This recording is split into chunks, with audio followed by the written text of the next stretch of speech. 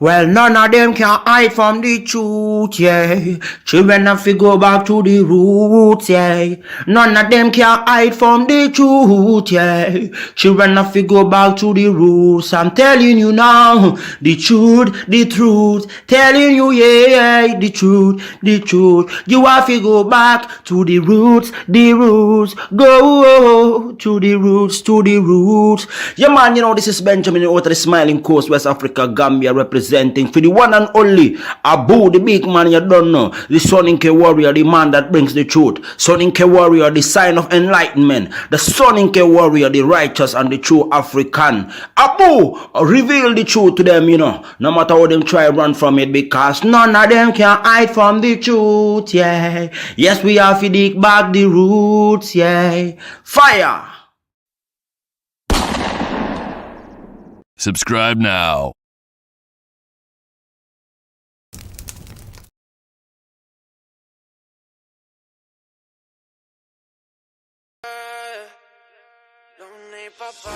Entre más lejos, más feliz.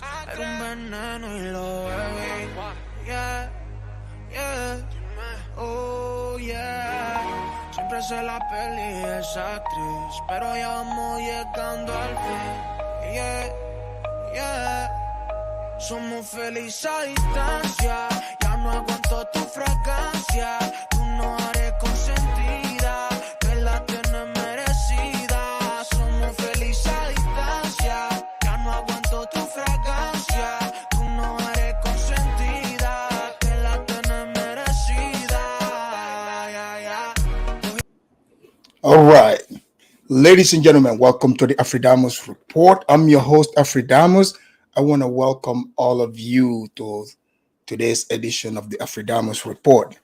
Please, if you're new here, make sure you like and subscribe to the channel so that the message can reach everyone else. Ladies and gentlemen, today we have a discussion here that I want all of you that are watching to definitely take your time and get out of your feelings, for us to face reality. Because you see, people like to talk about, Africa. And when they talk about Africa these days, they just like to paint, only the nice things. I get it. Africa have always been shown in the negative light. I understand this. And at some point, you would want to show, the beauty as well. But in this beauty, among this beauty, if this beauty exists within a filth, I'm talking about super filth, then there's a problem. Because pretty soon, that filth would seep into the beauty that is being built. And what is that? People like to say the African government. They like to blame the government. Everyone says the government is the corrupt one. But now, who forms the government? Who forms the government? It is the people. What is the principle of those people? Whatever their principle is, they will bring that into the government. So today, that's what I want to address. It's about travel. Why is it so difficult for Africans to travel within Africa? And it's not only the Africans, even people that are coming from outside. And the fact of the matter is, every society, every country you see in this world, you have to be hospitable. You have to make it easy for, people to come and go. Because all this talking people are doing on the internet, connecting, if this cannot translate into reality, it is a problem. So I know there are many people from different African countries that watch my channel here. I want to engage all of you. I don't want people to come up here, and try to, paint a picture of their country that is not there. We all should tackle this, work together, and try to, eradicate the type of corruption I'm about to discuss here. True and true, when traveling to Africa, you have to take these things into consideration. You have to admit this to yourself. Some countries are better than others in terms of their corruption. Because in most of these places, when you get there, especially when it's land travel, country to country, again, the things I'm about to say here, I don't want, when I say it, people start behaving like this here. No, not that one. When I say this, I don't expect you to, behave like this man behaved over here. Let me show you. Wrong video. Hold on. I think. Wait, what happened to my video?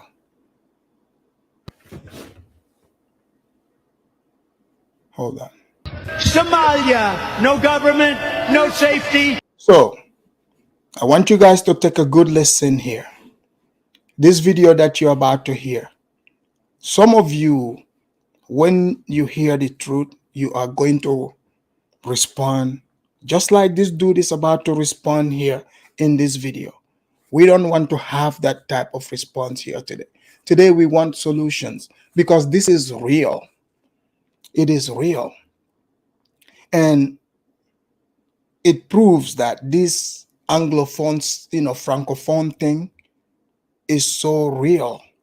And there is something, I'm not saying all Francophone countries in Africa, but, the people that are more hostile, the borders that are more hostile and want to extort money out of people seem to be the Francophone ones, a whole lot. I'm talking on the border. Because I remember even traveling, that's why when someone was telling me Senegal and Gambia is the same country, I was like, I don't think so. Because when you crossing these borders, and by the way, they do it to their own citizens. There is just this disconnect between the government worker, in African countries, most of them, there's like a disconnect between the people that are in charge of these places, when it comes to their own people, dealing with them. Okay? Mali said, stop the cap, Anglophone too. No, Mali, I'm not saying it's only Francophone, but I'm just saying in these Francophone borders, there is, I'm not saying all the ones I have been to, there's just a level of hostility that is super scary. There's just a level of hostility. They take this extortion thing to a whole new level. So this is why I want all of us here to have these discussions. Maybe, you can, people can come up with solutions. Because the videos that I'm about to play here, they are damning. So, see, it didn't even start. Mali wants to behave like this Somali guy here. Here we go. Somalia, no government, no safety, no police, no nothing. Your mother is not safety, it's not police. Habartaha du sheege nur caddi ku dhasho was adana safe ahayn eeyana ku dhasho. So, I don't want people to act like that Somali guy when he heard Donald Trump tell the truth about their government. Matifi, thank you for the 10-pound donation. So we talk about, Pan-Africanism, we talk about ECOWAS passports. The fact of the matter is, African passports are useless to African people themselves. Because in order for people to respect you, you have to respect your own passport. In West Africa in ECOWAS, they say that, okay, they want to form a government where they want to form this union where people can freely move about. But what people don't realize, like, for instance, even I would hear people say borderless Africa, borderless Africa, borderless Africa. But that's all cap, if you ask me. The refusal to allow people to freely move about in Africa. This is what is holding Africa behind. Because how can people move products around? How is that possible? When you have people in uniforms, literally, these are supposed to be the people protecting you, but instead they are stealing from you. You have the videos that I'm about to show. I would show you some of the most corrupt borders in West Africa. I mean, Cameroon takes the cake. We have a video here, like on the Cameroon border. And look, that Cameroonian officer, he is the one who was caught on camera. And also the ones in Togo. Those were the ones caught on camera. But it is the same all across. It is the same all across. And I want people to stand on this. Okay, I mentioned Cameroon, I mentioned Togo, because those are the videos that's going to be used here today. But are those the only ones? So I don't want people to come up here and be like, oh yeah, it is Cameroon. No, that Cameroonian official and the Togolese, they were the ones caught on camera. But are they the only ones? Does this only happen at the Cameroonian border or the Togolese border? Absolutely not. Absolutely not.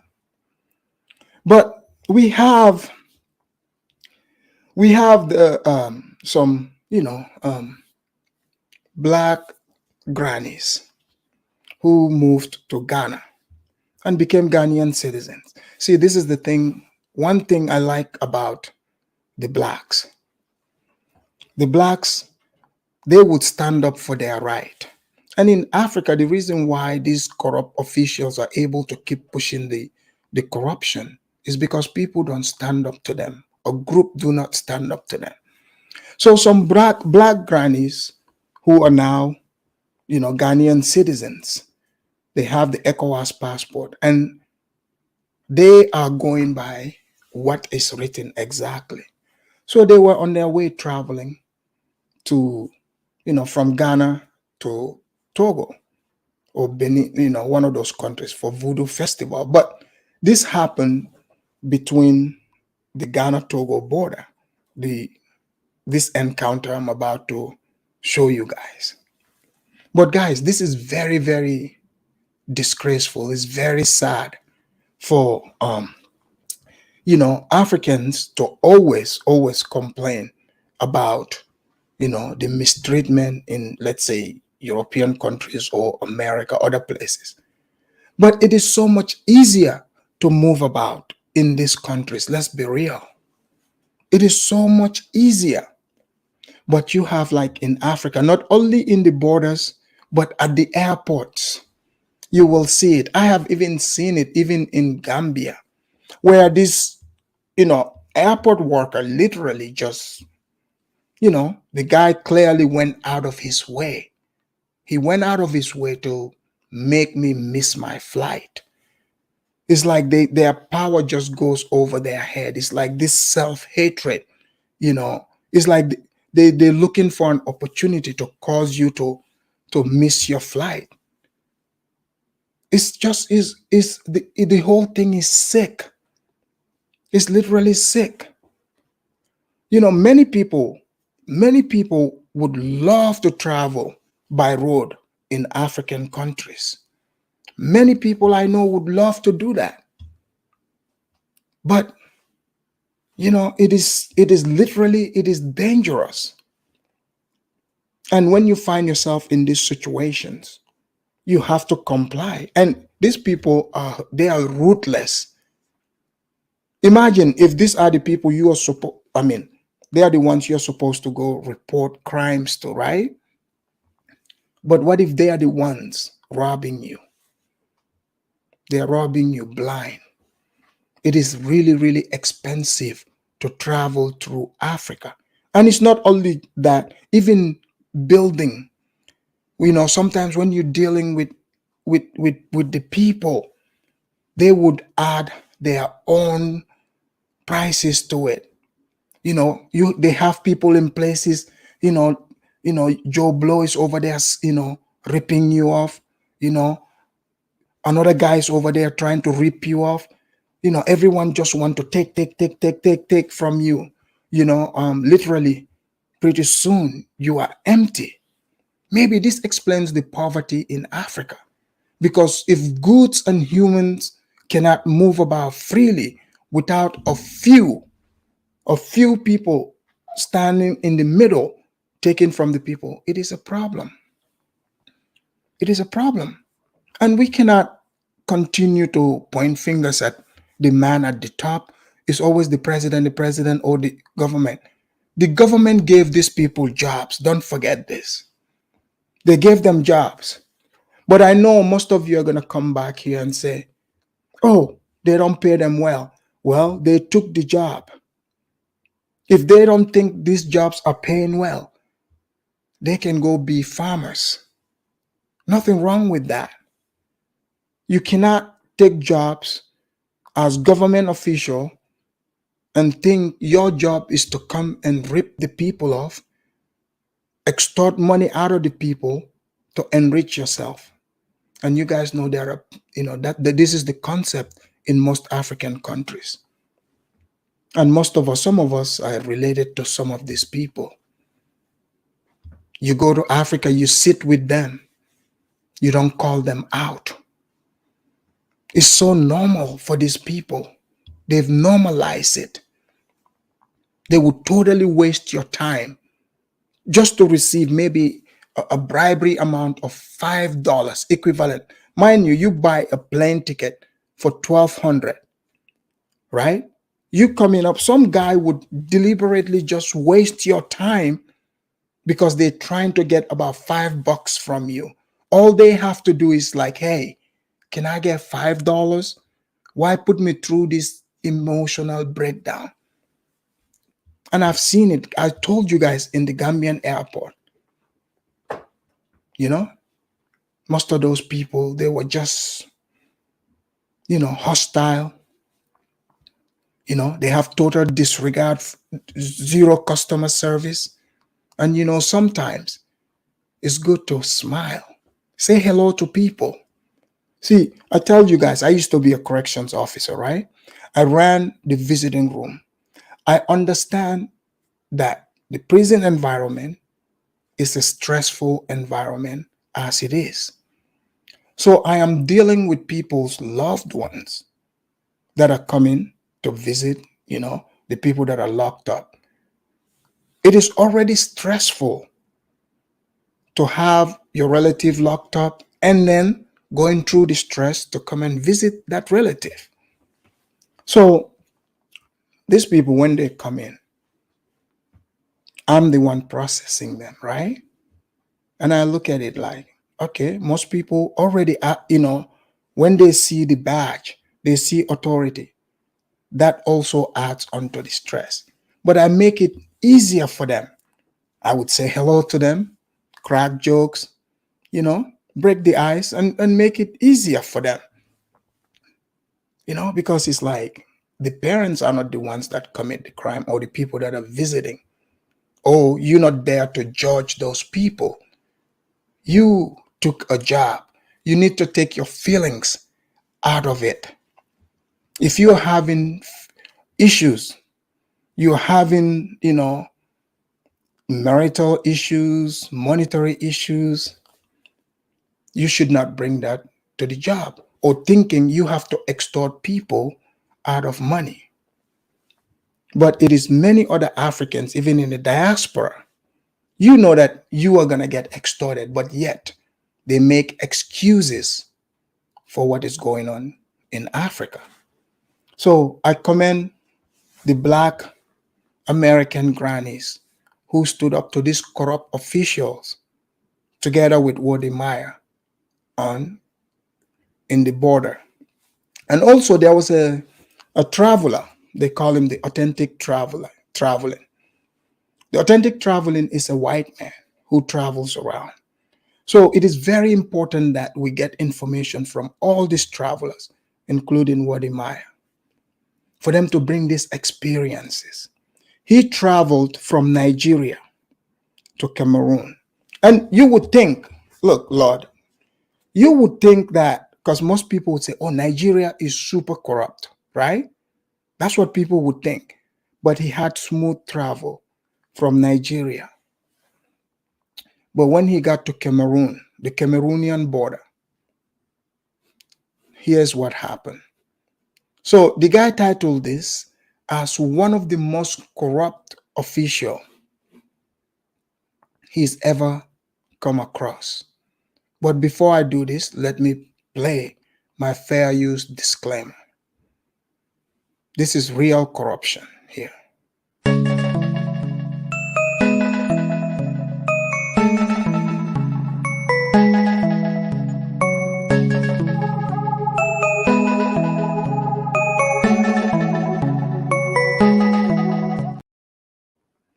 All right, so here we go. Story of the most corrupt border official I have ever encountered. It starts with a journey by boat from Nigeria to Cameroon. The friendly Nigerian officials stamped me out and the boat arrived to Limbe. Did you guys hear what he said? The friendly Nigerian official stamped him out. So Nigeria, we cannot point fingers at Nigeria and say Nigeria is corrupt. I'm not saying corruption doesn't happen there, but to be quite honest, like most of the travels I'm seeing, Nigerians, they seem to be super hospitable. I mean, like, I don't know, like, whether it's white, black, yes, there are issues in Nigeria, but they seem to be way nicer and hospitable, despite what anyone says about Nigerians. I've been watching these travel documentaries, even places where they said it's like the hostile part of Nigeria. The people seem to be way nicer, way nicer. So you heard the white man. He said the Nigerian man, nice Nigerian official, stamped him out to go into Cameroon. Let's find out what happens at the Cameroonian border. Cameroon in the evening. As it was late, I was told to come to the Bota port in Limbe the following morning to get my passport stamped into Cameroon. At that post, there is an official named Richard, and I really think we should make him famous. Richard wanted to extort me for money just to give my passport stamp. He even threatened to arrest me. Here's a clip of the conversation. 15. Yes. To arrest for people in that world. He doesn't just do this to white people, but also Cameroonians and Nigerians, anything to use his position of power to extort the people he serves as a government official. Unfortunately, this is the reality when traveling in Africa, and officials like this tarnish the reputation of a beautiful continent. There is so much tourism potential in Africa, but officials like this need to be held accountable to ensure free legal movement across Africa. Please help me make Richard famous. Africans deserve much better from their governments. 15. Yes. Shout out to Richard for exposing that corrupt, Cameroonian customs officer. And you heard him. He's not only doing this to the white people. Oh, it's like saying, because some people like to believe it's about skin color, whatever. No, he does this to his own people, the Cameroonian citizens. He's doing this to fellow Cameroonians, Nigerians, anyone. So these people we cannot blame this one on government, to say the government. This Richard guy, he's the type that you would find all over Africa, probably. Mostly Black Africa. So let's give a big clap to the white man for exposing, Richard, the corrupt Cameroonian customs official.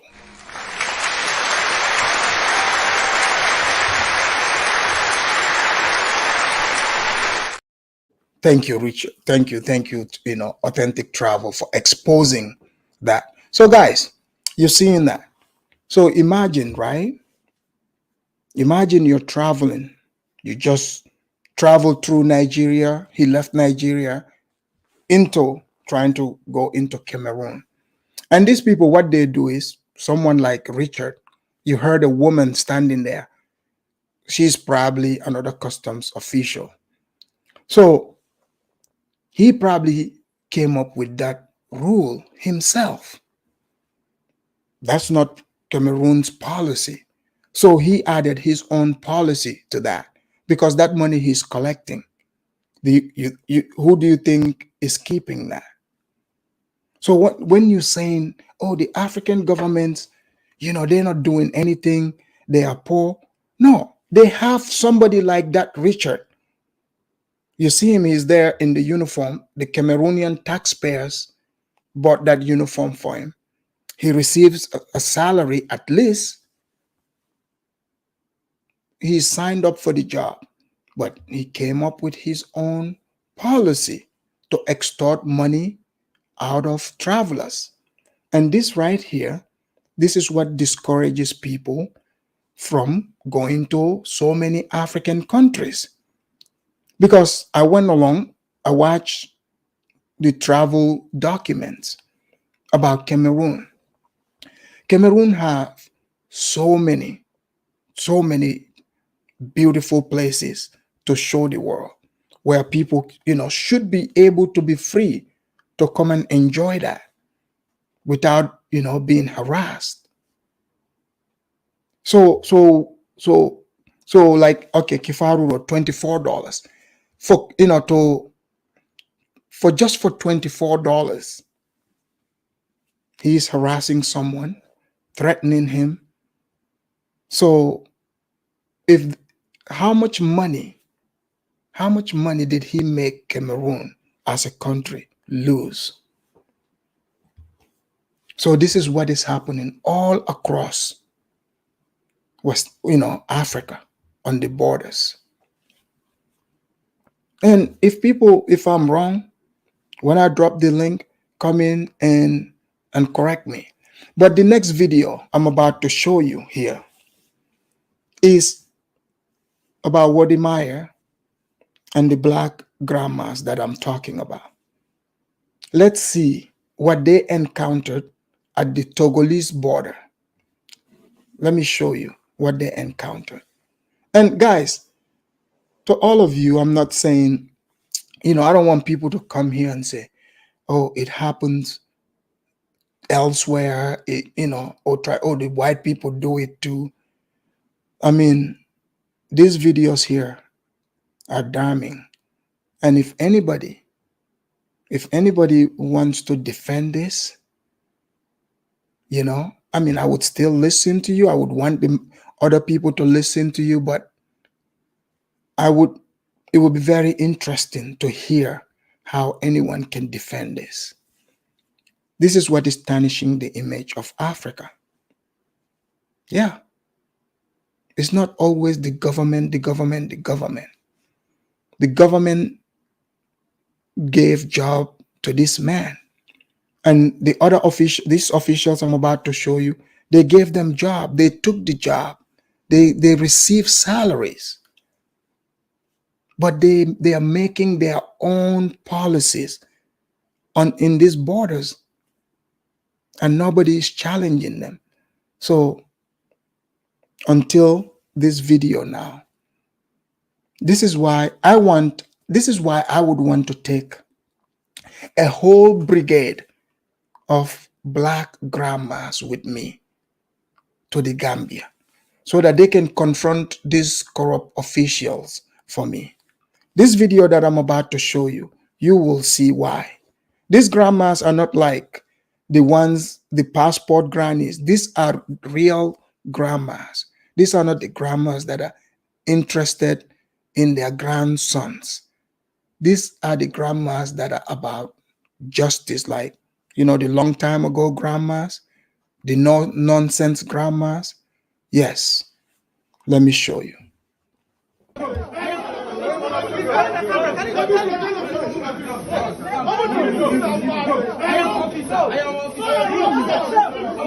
Yes, I mean Black American grandma. My goal on this channel is not to make any African country look bad, but the goal of this channel is to promote every single African country in a positive light to the world. The goal of this channel is... Hold on, let me play my fair usage here. And I hope Wode Maya won't mind me using the footage, but let me use my fair use here.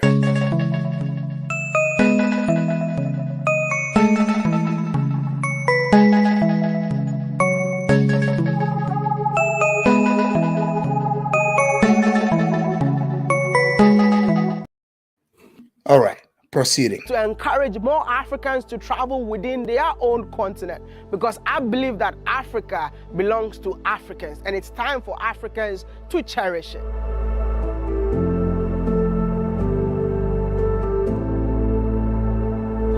But sometimes the struggles of an African trying to explore their own continent breaks my heart. Things like this that happens at our borders always breaks my heart. I've been deported in an African country. I have been arrested in an African country. I don't know when at all will an African love himself, because if you... Guys, you know, like, Wode Maya, what he's saying here, right? Just hear the pain in his voice. There are many Africans who get deported from African countries. Imagine Wode Maya goes around, you know, making videos, selling Africa to the world. Just for him to, you know, be traveling to try to enter a fellow African country. Here's a man preaching that we are all one and the same. We should be open to one another. Only to be deported, arrested, locked up for no reason. No human rights. No human right whatsoever. Zero respect for other Africans. No love. So Africans are their own worst enemies. This cannot be blamed on the white man. You see the white man himself got threatened at the Cameroonian border. They told him they were going to lock him up if he doesn't give the bribe. So this is no longer about that. This is just about rotten people. Rotten people. There is no way Africa can ever move forward, you know, with this type of people in the system. And people need to address this. It's not about, you know, such country versus another country. No. If there's free movement of goods and services, no hindrance. You don't have people in uniform who are extorting people. Like, come on, guys. Do we live like in the dark ages? Is this the dark ages where, you know, people can just set up a roadblock and collect taxes from you know, people they have power over? Because literally this is what this is. The money they collect, they are not putting it in the government coffers. This is going into their own pockets. Remember that. It's going in their own pockets. So why would anybody defend that? And they are not doing it in your name, my name, or anyone's name. Because don't forget, they will do it to you, they will do it to me. So all of us are fair game for them. So there's no progress there. Like, what is the purpose of, you know, allowing somebody to do this to you, to us, to take your money, and they are supposed to be government officials? No, but here we go. Treat me bad, you are treating your own self bad. Because we are just one people. I wonder why we are just one people, but borders like this keeps on separating us. Can I ask you a question? You don't think we need to change this as Africans? Change what? I'm from Ghana, yeah? I'm going to a neighboring country, which is Togo, and I have to pass through so many documentation before I cross. On your way back, yeah, stop by and have this conversation, because you will be depressed. I'm telling you. I'll be depressed going in. You'll be depressed going from here to cross the Ghana-Togo side and cross the Togo-Benin side and on your way back. When she said that, I thought she was joking. But believe me or not, it's more than a nightmare. It tells a pitiful story of who we are. Guys, maybe this explains the low life expectancy in Africa. How can somebody endure such, pain constantly? I mean, it's like you're mentally drained, completely. And it seems like the people are just, they're powerless. They just, they are tired, completely tired, but nobody's doing anything about it. So hopefully this video here that Wode Maya made and this commentary that I'm giving here, hopefully somebody else, this would change people's mind and help open the society's mind to, forcing these officials. It has to be a force. They have to be forced to change. Like people like to talk about shame, shame, shame. That's one thing they're not shaming people about in Africa, which is, extortion and corruption. This is what people should be shamed for. And these people that do this to their fellow Africans would still come and live big among the people. And people don't call it out. And you wonder why Africa is not moving the way it's supposed to. That's the problem. But here we go. That we can continue blaming colonialists for all we want, but they've been gone for so long. We need to wake up and smell the coffee. Thank you. We need to wake up. All this seemingly kind of handcuff things that we are doing business in against ourselves. It's depressing, really. Truly, truly depressing. Look, I'm willing to break a few protocols speaking the way I'm doing because it's dear to my heart. I'm a member of the committee that ECOWAS has set up to look at the reparation of stolen goods of Africa. And we had a meeting in Benin. And I went as a guest of ECOWAS. You have no idea. Even as guest of ECOWAS, I thought that we could do better. And we can't do better. The excuses are too much. When they all go and sit down in ECOWAS on our behalf, I expect them to do better than they are doing. I expect our leaders, our presidents, I expect all of you to do better than you're doing. You owe it to us as your citizens, and we are demanding that you do right by us. Pure and simple. Pure and simple.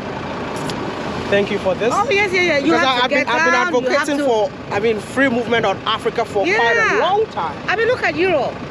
Look at Europe. Look at America. Borderless. Can you imagine? 51 countries. And here, state, just because I speak a different foreign language, what the language that binds 4 countries. Guys, please make sure you hit the like button. So, look at it, guys. What this woman is saying here, she's absolutely correct. This cannot be blamed on the white people, colonialism. The white people have been gone. So, like people talk about safety. So collecting money, is that what safety is?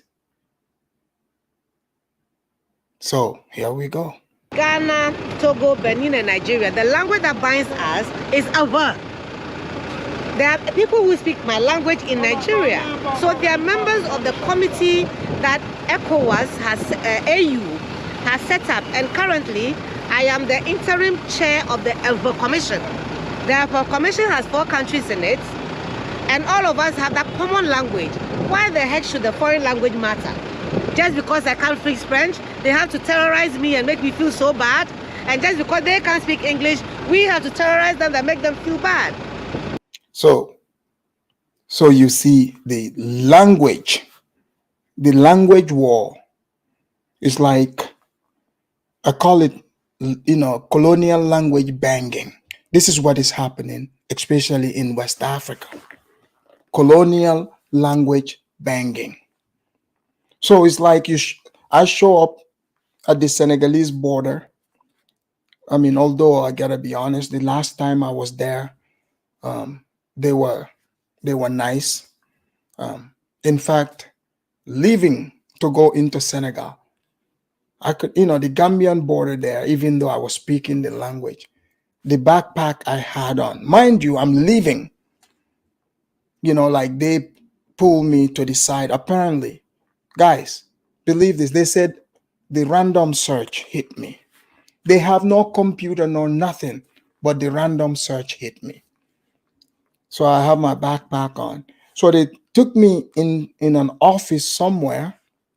They took my passport and they, like just checking all over in my backpack and stuff. And I was like, what's going on? So I got onto the Senegalese side. They didn't check me. They just stamped my passport. I went in,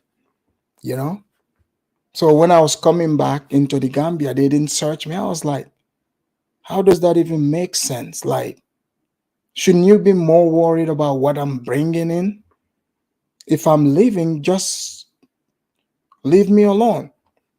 And on top of that, one of them, after they searched my backpack, all that, and the guy was, he took my passport, he looked, he said, "Oh, you're American, huh?" The guy clearly heard me speak in the local language, but he said, "You're American." I was like, well, that's what the passport says. And then he started asking me on help how to get to America. Like, dude, you guys just literally just, randomly picked me out of the line and searched me, random search. So you want me to give you the technique how to come to America. All right, good luck. And these people, right, they are not kind to you at all, but they expect you to be kind to them. The universe doesn't lie. Maybe this is time for people to think about, maybe this is why most Africans suffer when they leave Africa, because of how rotten the land is behind, how much stuff we are allowing our quote unquote people to do to not only us, but to everyone else. So the universe have a way to keep punishing Africans, to say, wake up. The hand that you give is the hand you're going to receive, even if it's not you directly, but as a group. That's what I'm speaking of. I don't want people to come here and pretend like this. Police. No police, no nothing. Your mother is not safety, it's not police. Habartaha du sheege murcadi ku dhasho was adana safe ahayn eeyana ku dhasho. So please don't get upset like this Somali guy for hearing Donald Trump tell the truth. We need to emancipate ourselves from mental slavery. This is mental slavery. This is indeed a mental slavery. And I wish Africans can understand that we are just one people, that we're divided by borders. And it's about time we start loving ourselves as a nation. There's no reason. Look, there's a young lady here called Sophie. She makes the best yam fufu. We don't eat cassava and plantain. Yeah. We eat yam fufu. Yeah. Even if I want to go and eat Sophie's fufu, I have to go through a lot of protocol to go and eat fufu. I'm an obiambade. I me vira kula wakla via kuduga mayena la to logmakwa. Yeah, protocol na normal. Balaka, why? Same people, same language, same food, same dance, same everything. Culture. But we've been divided by this border. This thing. You see that? So this is what I was, when people, Pan-Africans and others are talking, I get it. I understand where the Pan-Africans are coming from when it comes to, the border thing. But this is what the Pan-Africans fail to take into account. The Pan-Africans are only focusing on the airport.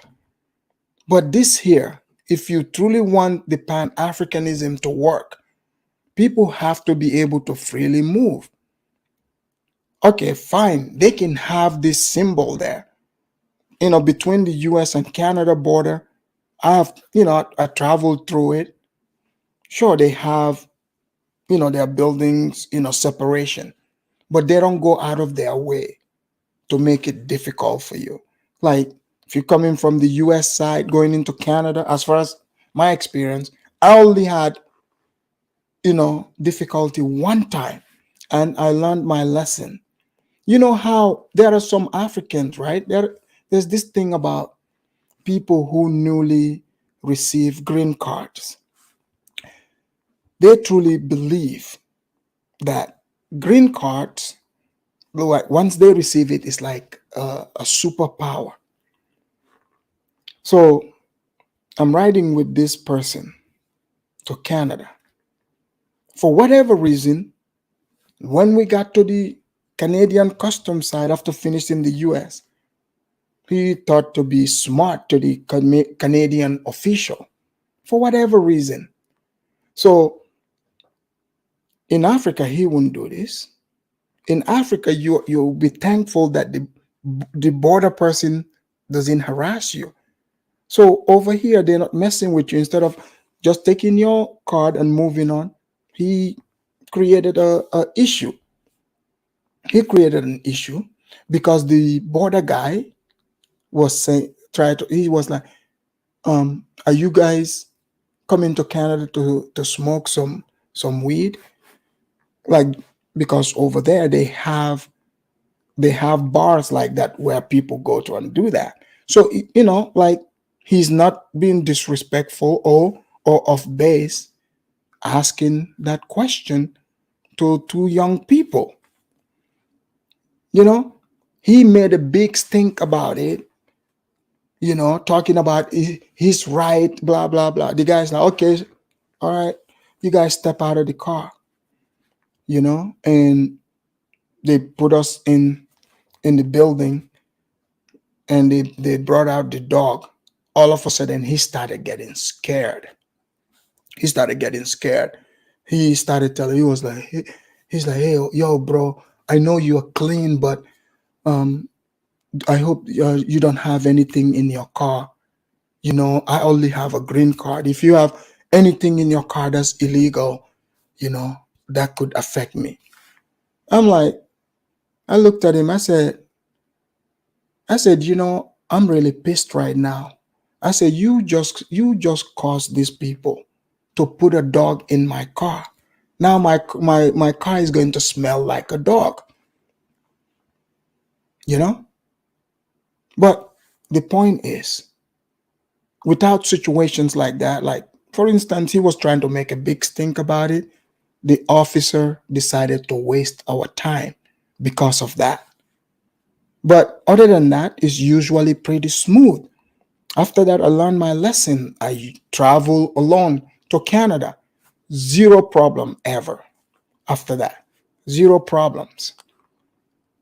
So, but in the African border here, when you see this, that's the sign of fear. This is like the Berlin Wall.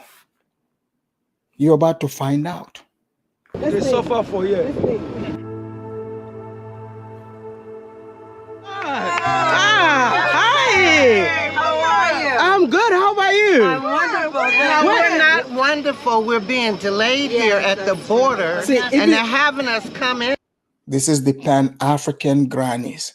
See, this is why I say I need a brigade of Black American grannies with me to go invade these various borders, because they will speak up and stand on 10 toes down I mean, I gotta give it to the grannies here, man.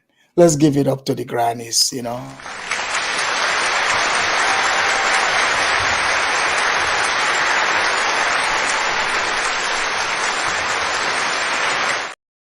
That's right. That's right. There, I became a Ghanaian citizen, and I got my ECOWAS card. Now, what are they doing? Right. They're not letting us across. I don't even know, because even me, they're holding me. I'm serious, they're holding me. How is that possible? It's possible. They are holding Wode Maya. I love the fact that the diasporans are connecting back to the motherland, and it's time for the government of Africa to create a system that really support the diasporans coming back home. Because whenever they come back home, they want to feel at home, because they've been through a lot in the diaspora. You don't expect them to be going through racism in the diaspora, and when they come back to Africa, they go through discrimination.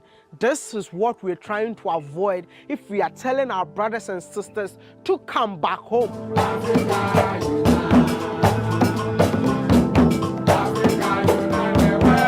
So most of you will be wondering what You see that? So the grannies are having a great time. So this is why they were not having it, even at the border.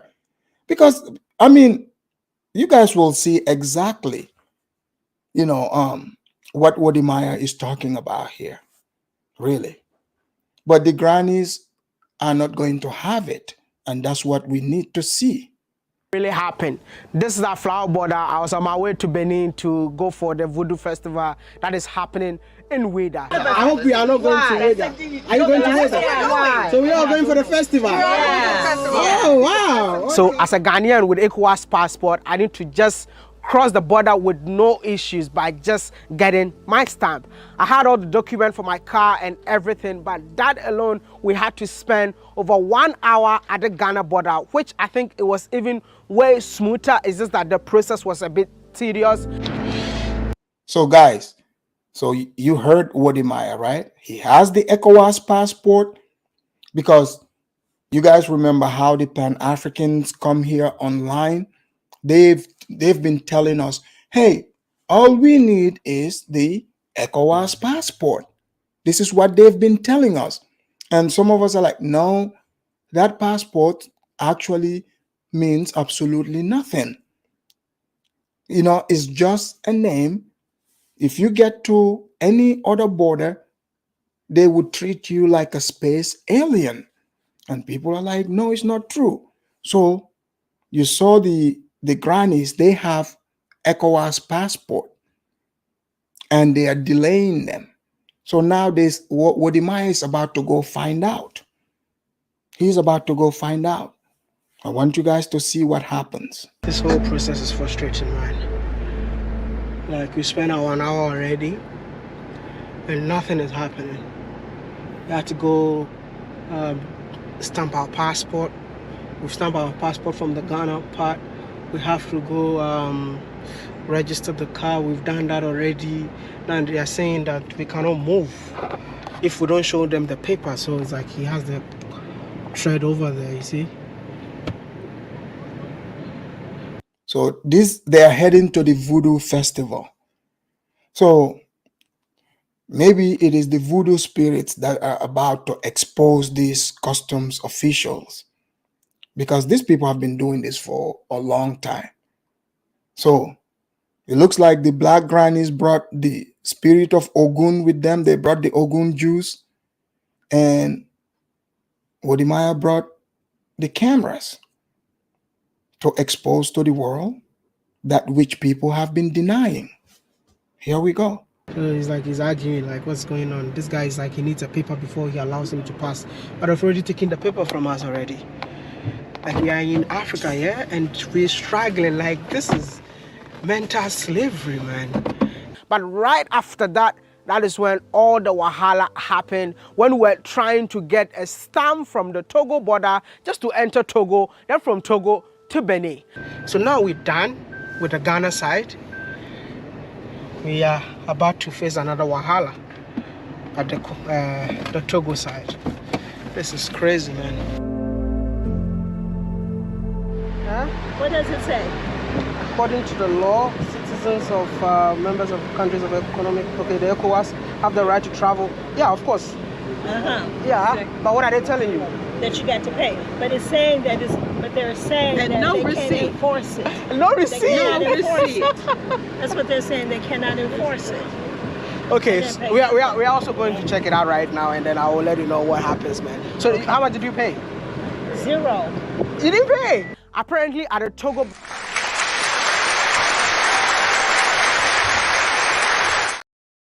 Did they actually offer money? Shout out to grandma for not paying. Yes. So did you pay for it? Yes. Some of you paid. No receipt. No receipt. Even with the ECOWAS. Man, some of the grannies paid. Oh man, guys, this is. I know I really didn't want to do this, but granny gotta get this, man.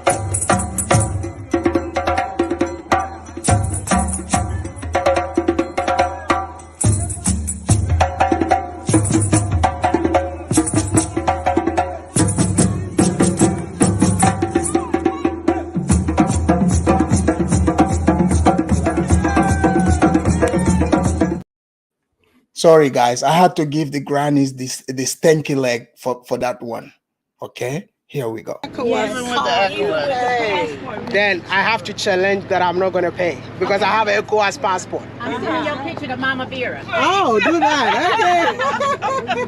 Which I have no problem paying the 2,000. But the problem that I had, the fact that they said no receipt for paying 2,000 francs. I was there and I saw a lot of people queuing, and all these people are waiting to pay the 2,000. Those who don't have 2,000 get stuck at the border. Guys, did you hear that? So that's how messed up it is. So imagine, right? You show up with your passport, and that's for the first time because this is extortion. They're not announcing it. So let's say you don't have the money.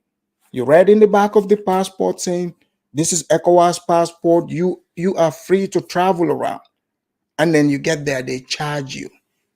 So if you don't have it, these people, they are so heartless. You know, even though it's extortion, they could be like, all right, you don't have it, I'll let you go. No. They would keep you there. That's how ruthless these people are.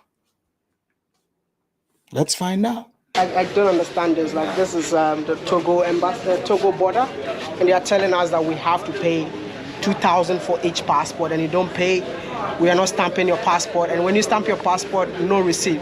But according to the ECOWAS law, if you have an ECOWAS passport, it's okay for you to pass through. And we're not having any member country for up to 90 days. They have not been subject to any form of harassment, nor must they pay for a residential permit. You are breaking the law.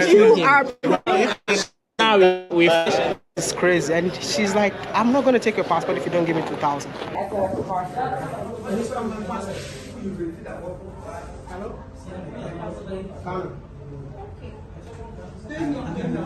Demil. Why Demil? Will you give me receipt for Demil? Wow. They saw me narrating what happened on camera, and all of them were super scared. And they grabbed my camera, and that caused the chaos. I had to fight for myself because even the Ghana immigration border were saying that, Maya, I'm so sorry, I wish I can help you, but what happens in Ghana stays in Ghana, and what happens in Togo stays in Togo. So he has no power. So I had to hold my camera, stand firm, and I said, I'm not giving you this camera today, not tomorrow.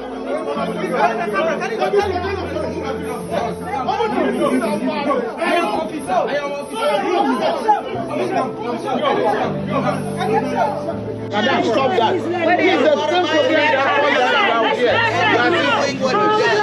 Yes, I thought you've taken a video. That's why you are the same problem. You are still solving the problem. They said because of the video, that's why they called to solve. No. We're talking about our rights. We're not talking about any video. We're talking about our rights. The people who already have. Guys, shout out to the grannies, man. Shout out to the grannies for standing 10 toes down, holding Wode Maya down in the war zone. But then you had that weak dude coming talking about, oh, they thought you took their video. They are public officials. They are in public. If they don't want their videos to be taken, what are they hiding? This is the type of weakness I'm talking about. We got to give the clap to the Grandma Brigade here and Wode Maya for standing against this corrupt official.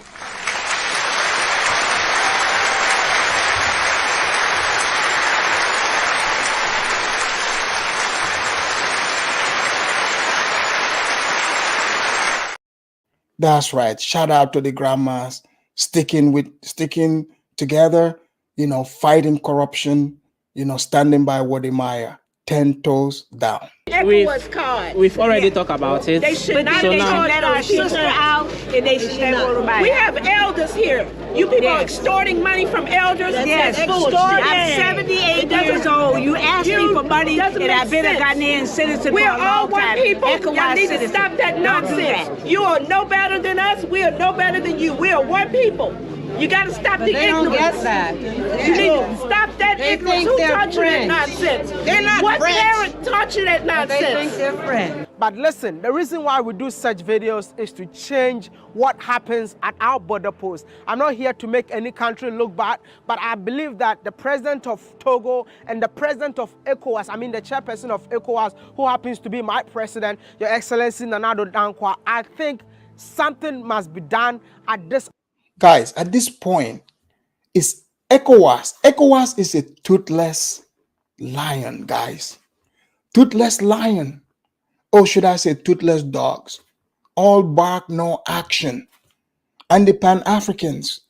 The Pan-Africans, you talk about all these ECOWAS stuff, you've seen it. I've been telling you guys, the border people, they don't care. They are not honoring these documents. You clearly see the grannies, reading it to them. And they're not even caring, about what is happening. They just want to collect the money and try to take Wode Maya's camera so that he cannot expose it. So shout out to the grannies and Wode Maya, showing us what happened at the border. Someone says, these Francophone countries are very corrupt. In Burkina Faso, you can pay at every checkpoint. Well, we will have St. James is here. He will be in here later. And Abdul Qadir, make sure you call in as well and stand 10 toes down on that statement. Here we go. A flower border, because to so many people, they are scared of using that border. So in order to resolve the chaos, I was called into another room by the director of the immigration officers. I think he's really a great man because he resolved the issue peacefully.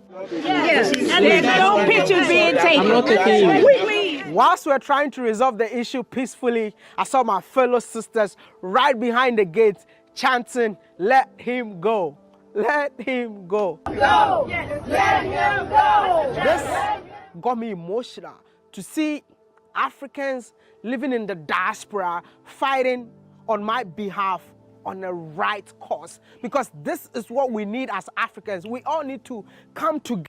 Guys, those of you that say you're Pan-Africans from the diaspora, you see, this is what real Pan-Africanism is. You see how those grandmas, how they stuck together with each other, and they helped Wode Maya to fight against the corruption. Yeah, somebody might be like, oh yeah, it's just the grandmas, but hey, what have you done? They didn't leave Wode Maya just in the office. You guys heard them chanting, "Let him go, let him go." This is something that Africans can learn from. See, the grandmas, they are the minority there, but they are making their voices heard. If all those citizens start behaving that way towards these people, refuse to pay and stick together and stand for the next person, all these shenanigans would end. it will all end. Together and fight what is wrong. For me, I'm being a scapegoat just for the next people that will be traveling to Togo. I don't want them to pay that 2,000 franc. I think it's not even Togo this is happening. From Togo to Benin border, or even Benin to Togo border, or whatever, any border that you know. Let me know your experience in African borders, because we need to change this with this video. That's why I'm pleading with you all. Share this video on any platform that you can and tag any. Don't worry, Wode Maya. We here at the Afridamus report, we are doing our work. The video is going to reach everyone here in the diaspora and all the way, in Africa. So yes, we are definitely going to make sure it reaches everyone. Guys, please make sure you like and share the video, because it is time to call these corrupt officials out. Because this is the reason why most people, they don't even want to go to Africa. The place is beautiful, but you got few corrupt officials that just make it unpleasant. So it is time for people to call them out. Anyone that you think needs to see this video, because this must change now. We have to speak up no matter what. Yeah, we have to speak up no matter what. Hi, good to see you. Wow, good to see you. Glad we came in. Thanks for coming in. Yes. I'm an army. Yes. I'm an army. Wow. I still can't believe that in 2023, an African needs to spend more money to explore their own continent. If I say more money, you have to spend more money on flights, more money on your accommodation, more money by bribing officials to get your way into another African country. When at all will an African will be liberated? When at all will an African from Ghana will just pack his bag and say that I'm going to... And that Cameroonian, Richard, the corrupt official, he better watch out, because as we speak, we are going to put together a brigade of, grannies right now. We are working on it, putting them together in Ghana, and we're sending them to the border in Cameroon. So, Richard, if you're watching this video, you better make sure you change your behavior, because we are going to make you famous. And when you come face to face with these grannies, that will be your end as well. Here we go. Togo without being exploited. When at all, as a young African, can sit in a train from Ghana and say that I'm going to Benin to explore another African country. Sometimes I wonder if the AU still exists. I wonder if the ECOWAS even functions. I wonder if the SADC region listens to the youth of Africa. I sometimes don't get it. Most of the time, if I come in here to advocate for borderless Africa, it's not because I'm going mad. It's not because I'm doing this for personal gains. As an African traveling in Africa to promote Africa to the world, certain things are obstacles, and I wish to see more Africans exploring their own African country without all these restrictions. I'm speaking straight from the heart, because we've had enough. Enough is enough. I don't know if African leaders watch my video, but do me a favor. If you're watching this video, I want you to like this video, share this video, tag any African leader, because enough is enough. What happened to the African passport? What happens to an African getting visa on arrival as soon as he enters into another African country? Africa belongs to Africans and no one else. Can you believe that someone from Northern America can come to Africa without a visa, yet an African from Africa cannot even travel from one African country without visas? Why are we our own enemies? I think we need to start having such conversations on the continent, because we are tired. Guys, Wode Maya is 100% correct. Yes, I like that he goes around, showing, buildings, progressive things. But he's right. People are tired. People are completely tired of this hindrance. When I showed you guys the Cameroon one, you thought that was going to be the worst. Look at the Togolese side too. If I want to marry from Kenya, it's okay. I should just wake up one day and go to Kenya and get a wife without any restrictions. These borderless are not our own creation. It was not created to benefit an African. It was created by a colonizer. You know, like our movement said, no continent in the world is borderless. I think when he says borderless, it doesn't mean like it's just wide open porous, but it's just easy to travel. Like traveling between the United States and Canada, you might as well say is borderless because you can just go back and forth, like travel, you know, no issues. It doesn't mean, you know, you're not showing your passport. You're going to show your passport when you're coming through and make sure things are safe. That's what it means. But to, you know, ask for bribes, you know, just unnecessary restrictions, that's what it means.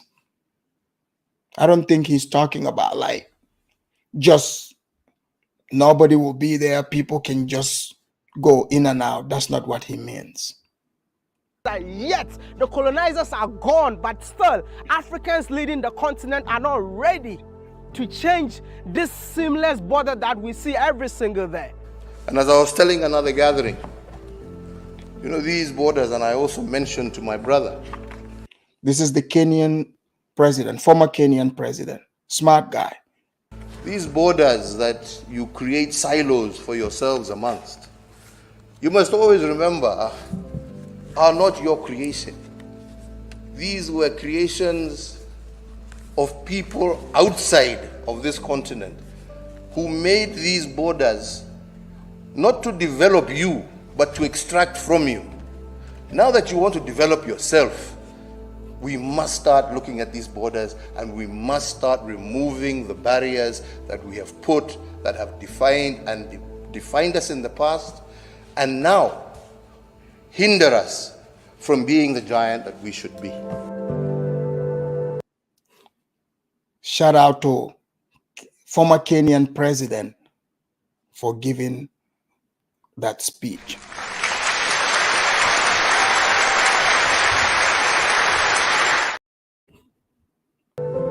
It's super sad. I mean, if you want to do business in Africa, business is not done in a vacuum. You cannot trade within a vacuum. It's people who trade. So movement of people is what we call trading. You need each other and you need to support each other. And as I always state, you are not competitors. And I think the big mistake we have made is by making each other competitors. We are not competing. We have yet to satisfy our respective markets. Our problem is that we are not working closer together to meet the demands that our people have. So he's absolutely correct. A message to everyone watching this video. Sorry. Tell them something.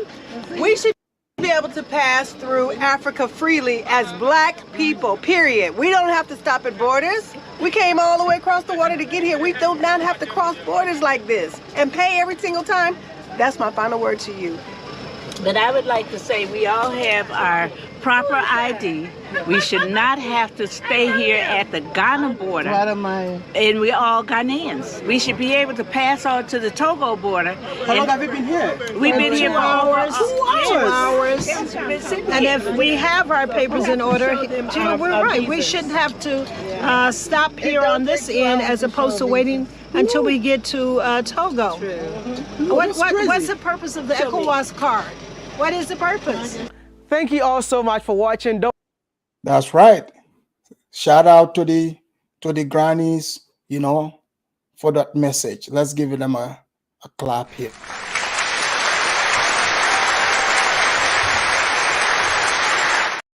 All right. Thank you guys. Thank you. So you guys heard it. The link is in the chat. Don't hesitate to hit it. Be brave. Welcome to the channel. And St. James, welcome to the Afridamus report. St. James, you are representing the Francophone side. You said, welcome to the report. St. James, what do you want to say about what you're seeing in these videos and, the general situation of traveling through Africa? I will begin by saying that thanks for having me today. This is quite an interesting topic, and I'm very happy that you brought it to your channel so we can have an interesting discussion. And for the people that know me, I'm going to be different today. I'm going to address this situation a little different. Needless to say that I'm against corruption. I'm against what I'm seeing on the video. But I'm just going to be here playing the devil advocate for the people to understand this is more complex than what the video is showing, if I can say that today. No, go for it. Okay. The video is playing, right? And honestly, I'm hearing only English. And Togo is a French-speaking country. And my takeaway from that is that I'm not saying that those people at the Togo border don't speak English. Maybe they do. But I'm not hearing English. I'm only hearing Wode Maya coming and saying they are asking for 2,000. 2,000 CFA is less than $5. I want you to understand this. 2,000 CFA is like less than $5. So are you implying that he staged it? I'm not saying he staged it. I just want to hear. I wanted to hear both sides. Only one side is speaking. Is him going in and coming out, saying that the people say we have to pay this. So I am saying if you have a camera to record, you also have microphone, whatever that you have on your phone to record. This is what I do when I go back home. When I'm trying to face those people, I have to record certain conversation. I'm not saying you were supposed to do that for us to believe Africa is corrupt and those things don't happen at the border. I get it. It does happen. But did you see the one in Cameroon? I haven't seen that one. Okay, let me play that for you guys to see that one too. Here we go. The most corrupt border official I have ever encountered. It starts with a journey by boat from Nigeria to Cameroon. The friendly Nigerian officials stamped me out and the boat arrived to Limbe, Cameroon in the evening. As it was late, I was told to come to the Bota port in Limbe the following morning to get my passport stamped into Cameroon. At that post, there is an official named Richard, and I really think we should make him famous. Richard wanted to extort me for money just to give my passport stamp. He even threatened to arrest me. Here's a clip of the conversation. 1515. Yes. To arrest some people in that Wode. He doesn't just do this to white people, but also Cameroonians and Nigerians, anything to use his position of power to extort the people he serves as a government official. Unfortunately, this is the reality when traveling in Africa, and officials like this tarnish the reputation of a beautiful continent. There is so much tourism potential in Africa, but officials like this need to be held. So St. James, you see that one, right? So yes, the video, Wode Maya, he clearly, you could hear those officials too, and you can see them. So that's like Wode Maya, and now the white traveler also is sharing his experience. He recorded this in Cameroon. He left Nigeria because he's a traveler. Yeah. So they try to collect money from him there. Yeah, for the white dude, I don't know which country he's from, but we can talk about that later. But I do believe that what he's saying that this is tarnishing the reputation of Africa. I don't believe so. I do understand that corruption does happen in Africa, but certain people coming from the West have been having their way on Africa as well. So we have to address that, in terms of safari, in terms of the way they obtain the visa to come to Africa, the fact that they don't return the same favor when Africans are coming to the West. We cannot. This is broader than that. But what about the Africans, like us, the Africans themselves, the people, or even the people that live there? Okay, this is happening to them as well. Absolutely, I agree. This is something wrong, and like you said, you gave kudos to the granny that didn't pay. So I'm here to tell you there are a lot of Africans who don't pay those things. If you find yourself in a situation where you believe you don't have to pay, you don't have to pay. But what about the passport? The ECOWAS passport is supposed to be free for people to go through, right? So that's the complexity of having an ECOWAS passport. So Afridamus, you know, Africans don't even, how many people in Africa own passport? Let's be honest about it. No, but if they hire officials, okay, right? Officials should know, like, this is what the law is. They can read it. It's written both in English and French. Absolutely. On both sides, on every side on the continent, there is no country that's better than the other. You know, today I get it. We're talking about Togo. Let's do Togo. The same thing happened. No, this is all across. Even it like happened in Ghana. It happened in Nigeria. Even Gambia. It happened everywhere. Yeah, it happened. That's why we're addressing it, because we're addressing it. Yeah. Right. But for me, right, like I said, I'm trying to rep Togo. Why? Because I'm not saying Togo is right. I'm just saying for the sake of. St. James, are you saying that was incorrupt? It's corruption, right? But I'm like, for me, right? For me, like, you can't prove that in court. You can't prove that in court. If you say, okay, listen, I went to this guy's office. But what about morally? Morally is bad. But there's camera, right? The camera. So go further than that. Go further by recording people. Put it like, I know they were trying to take his camera. You know, I get it. But go further by recording. Recording is easier because recording, people don't know you're recording. Okay, so what is your take? You are saying, you saying you don't believe this happened, or like, what is your take? My take is right. If we are trying to complain about those kind of things by roads, do we have to complain by way of water, like by sea? Well, it's everything, but we got to deal with the border. Wode Maya like I said, I want to stretch the conversation. If Wode Maya is promoting borderless Africa, my country is landlocked. Why do we have to pay Ghana to get our goods? Let's do the water. Let's do the roads. Let's do everything. I mean, we can come to that, but that's why I'm saying, I get your part when you say this is not correct, and I'm agreeing with you, it's not correct. Let's do everything. He's the one promoting borderless Africa, and he's talking about his president trying to pen his president as a good president who's a Pan-African, and in fact, he's not. He's not. Go ahead. So St. James, you are saying that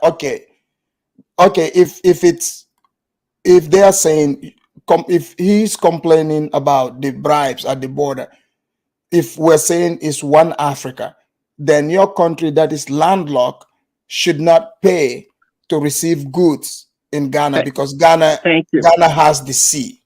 Ghana has the sea. So at once we were now borderless, right? If you follow what he's saying, if we're now borderless, so why are we restricted now? Because Ghana is making tons of money with their border. Ivory Coast is making tons of money with their borders against the countries that don't have no access to the sea. So you're talking about ECOWAS passport. Okay, it's ECOWAS passport means the people and the goods. You're right. Let's be honest about it. So you can't pick one and say, okay, you know, these guys are being corrupt and they're taking money. Afridamus, you go to Togo, they go back outside, they see that your plate says the Gambia, the stakes is higher. Is a come up for these people. Vice versa. I come to your country, I have a Senegalese plate or Ivory Coast plate. These people are they're going to get their money. This is how it's always been. I'm not saying it's correct. I'm not saying I agree with that, but I'm saying if we want to have the conversation, let's have it at the higher level. So the little man sitting at the border, sitting at the border, right? He's looking at it. Oh man, listen. Let's say the CFA, right? Let's say the CD is higher than the CFA. And he's looking at it. Yeah, I'm letting you cross my border for what, 2 CDs or 3 CDs? I don't know. I'm looking at it like, your currency is higher than mine. So this guy is sitting there looking at a way how he's going to get rich. But that's killing their economy, because that's killing their economy. Absolutely, but the little man is looking at his pocket. He's not worried about the economy on a macro level. He's looking at it. I'm gonna make money on every car that come from the Ghana border, and the Ghanaians are gonna be like, okay, I'm gonna make money that come from the Togolese borders. Vice versa. That's what we want to stop. That's what, because these discussions have to So stop I that. would have the conversation would have been better if Wode Maya doesn't pen his president as the Mr. Pan-African. But St. it's James, not correct. he has the, that's how he sees his president. That's why we're here too, right? Right. That's why we're here to have a further conversation about it, because he's seen it one way. I'm not seeing it one way. You know, we grew up on that. You see what I'm saying? So we grew up on other people. Like I said again, I come from a landlocked country, seeing my people going to other people's country, getting bribed, giving all kind of ridiculous fee to access the sea, and we haven't said anything. So if you're talking about borderless Africa, let's talk about people moving by the way of the road and by the seas as well. Okay, I see. Okay, so St. James. So you are saying, you guys have always been the victim of extortion because you guys don't have the land, the water. Yeah. Because so also that build up that sort of culture, like, okay, if people are going to extort you guys, you have to return the favor. Okay, this is not about Burkina, right? Like I'm saying, you follow me. I'm happy that you are following. Somebody on my border, right, is looking at it. Yeah, well, people are going on the other side and they're being bribed. They have to pay ridiculous fee to access the sea. What do I have to do in return as a little guy? What do I have to do? It's a get back. It's a get back. I'll let another speaker. I'll come to you. Be brave. Thank you for coming in today. Be brave. Be brave. From the videos that you've seen and some of the commentary and the other commentary from the border, what do you want to add on to this? What do you see?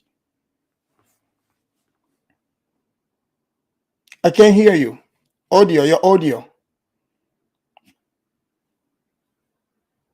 We can't hear you. How's that? No? Yes, now I can hear you. Unmute. Okay, you got me now? Yeah. Okay. It's amazing that you're doing this show. I can't, I wanted to ask a few questions to somebody from Africa, probably for the last 20 years of my life. It's amazing. When did you get in the USA? How old were you? It's like 18. So you lived in Africa as an adult? Right. Goodness me. Afridamus, how much money are they making off of these bribes? Is it just get by, live of money, or are they actually kind of getting a step up on the wealth ladder by making bribes? It's not a step up. It's like get by, because if you exchange it, it's like a little bit of money. It's not much. I see. Okay, so that means that these the people that are paying the bribes, do they have plenty of money to pay? That's the question. Okay, for example, right? Let's say if you and I from America, we would more than likely have the money, right? But if like we don't budget for it, we want to go spend something else, just the annoyance, right? But we would probably have the money. It wouldn't be a big deal. But let's say regular people that live there. Yeah, that's what I meant, actually. Yeah. Yes. Do they have money to pay these bribes? I mean, I don't think so. Yeah. Not everyone has it. I see. Because I'm thinking it looks like it's just regular part of the revenue flow through of your system. Because maybe the people at the top are thinking the people that can enforce the bribes are getting money, and that's how they're getting paid, rather than pay them from any income from the top. I don't know. No, they are getting paid, right? Yes. But okay, you could say maybe, like it's not up to livable wage, the way they want to live, right? Okay. I get that. Okay. But now, because that money itself, it's not like it's going in like an official coffer. Right. This is going in someone else's pocket. Correct. I'm not saying it's correct. It's sad. Please, I'm not justifying it. I'm just amazed that do you think if those were grannies from America, what if they were, you're talking about grannies from the country, would they get in more trouble or perhaps get threatened with any violence if they refused, as opposed to just being told to go back home? Would they, if they started catching on, do you think there would be any danger to these people refusing the bribes? That's a good question. Well, if according to the video there, you know, like if you refuse to pay, they just refuse to allow you to go through. Right. So far we're not talking about any no, they're not gonna physically harm you, as far as I know. Well, that's good to know. Yeah. So basically, if you had a movement and they started actually, when you think of these bribes and you think of the corruption, in your mind, how high is this being blessed? You mean how high?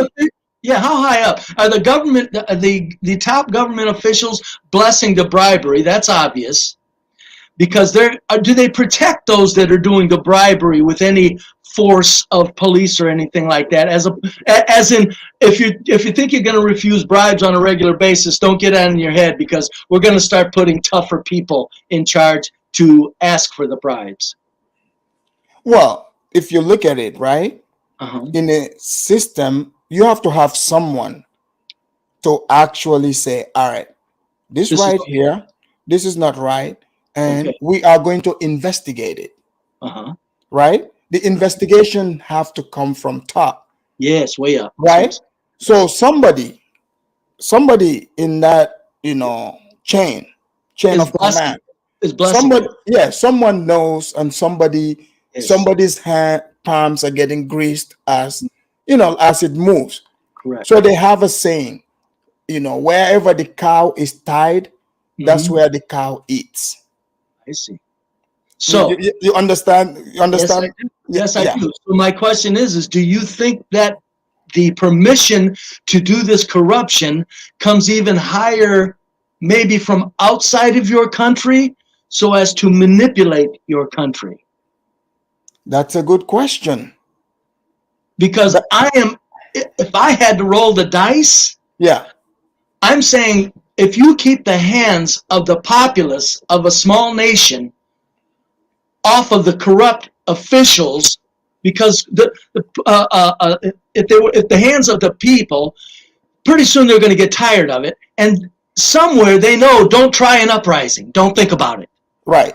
Don't try anything that resembles freedom. Don't think about it. Okay, that they got the officials that I'm sure send a little bit of that message, but I'm saying, Afridamus, I think you've got bigger problems than these individual governments. I think you've got people overseeing groups of these governments to make sure that things don't gel real smoothly for commerce, because when commerce flows freely, freedom naturally occurs. You're onto something here, Be Brave. Okay, so because the truth is, like the African countries, right? Yes, they are controlled by the banks. Yes. The big banks, right? Yes. So these big banks are controlled by a small group of people. Yes. Okay, so with African countries having resources to allow the people to freely move, they can easily remove themselves from being controlled by those banks. So the people that control those banks will never allow the overseers of those countries to let that happen. No, I don't think they will. I think that's what Africa's up against, more than the corrupt people at the checkpoints, and then they got people they answer to, and then you've got government officials within that country. Sir, I'm saying the government officials within each country, they're taken aside and say, this is your formula. Stick to this formula, because this keeps your people's hands off of the natural resources. And they've been doing that for so long and getting away with it that now, because they give you this Hoboken nonsense like colonialism is over. It's like, I'm thinking, no, the colonialism has just gotten much more secretive and fewer in numbers. They're more not sophisticated. Yes, thank you. More sophisticated. They don't need to, they needed to be rough in the beginning because they had to take over. But now they're so entrenched, it's smooth sailing in the corruption. And I'm thinking, what in the earth, how would you unsettle as peasants that make so little money, have so little energy for anything other than just basically day-to-day surviving? Where would you get the energy not only to challenge the government officials, the people at the top, but now you've got to actually face the fact that they have overseers that are telling them to keep these countries very low standards. So that's why I I thought about that theory too. Yes. Because even the border system itself, the laws that guide it, in fact, do come from the colonialists. Way up. This is true. It's coming from them.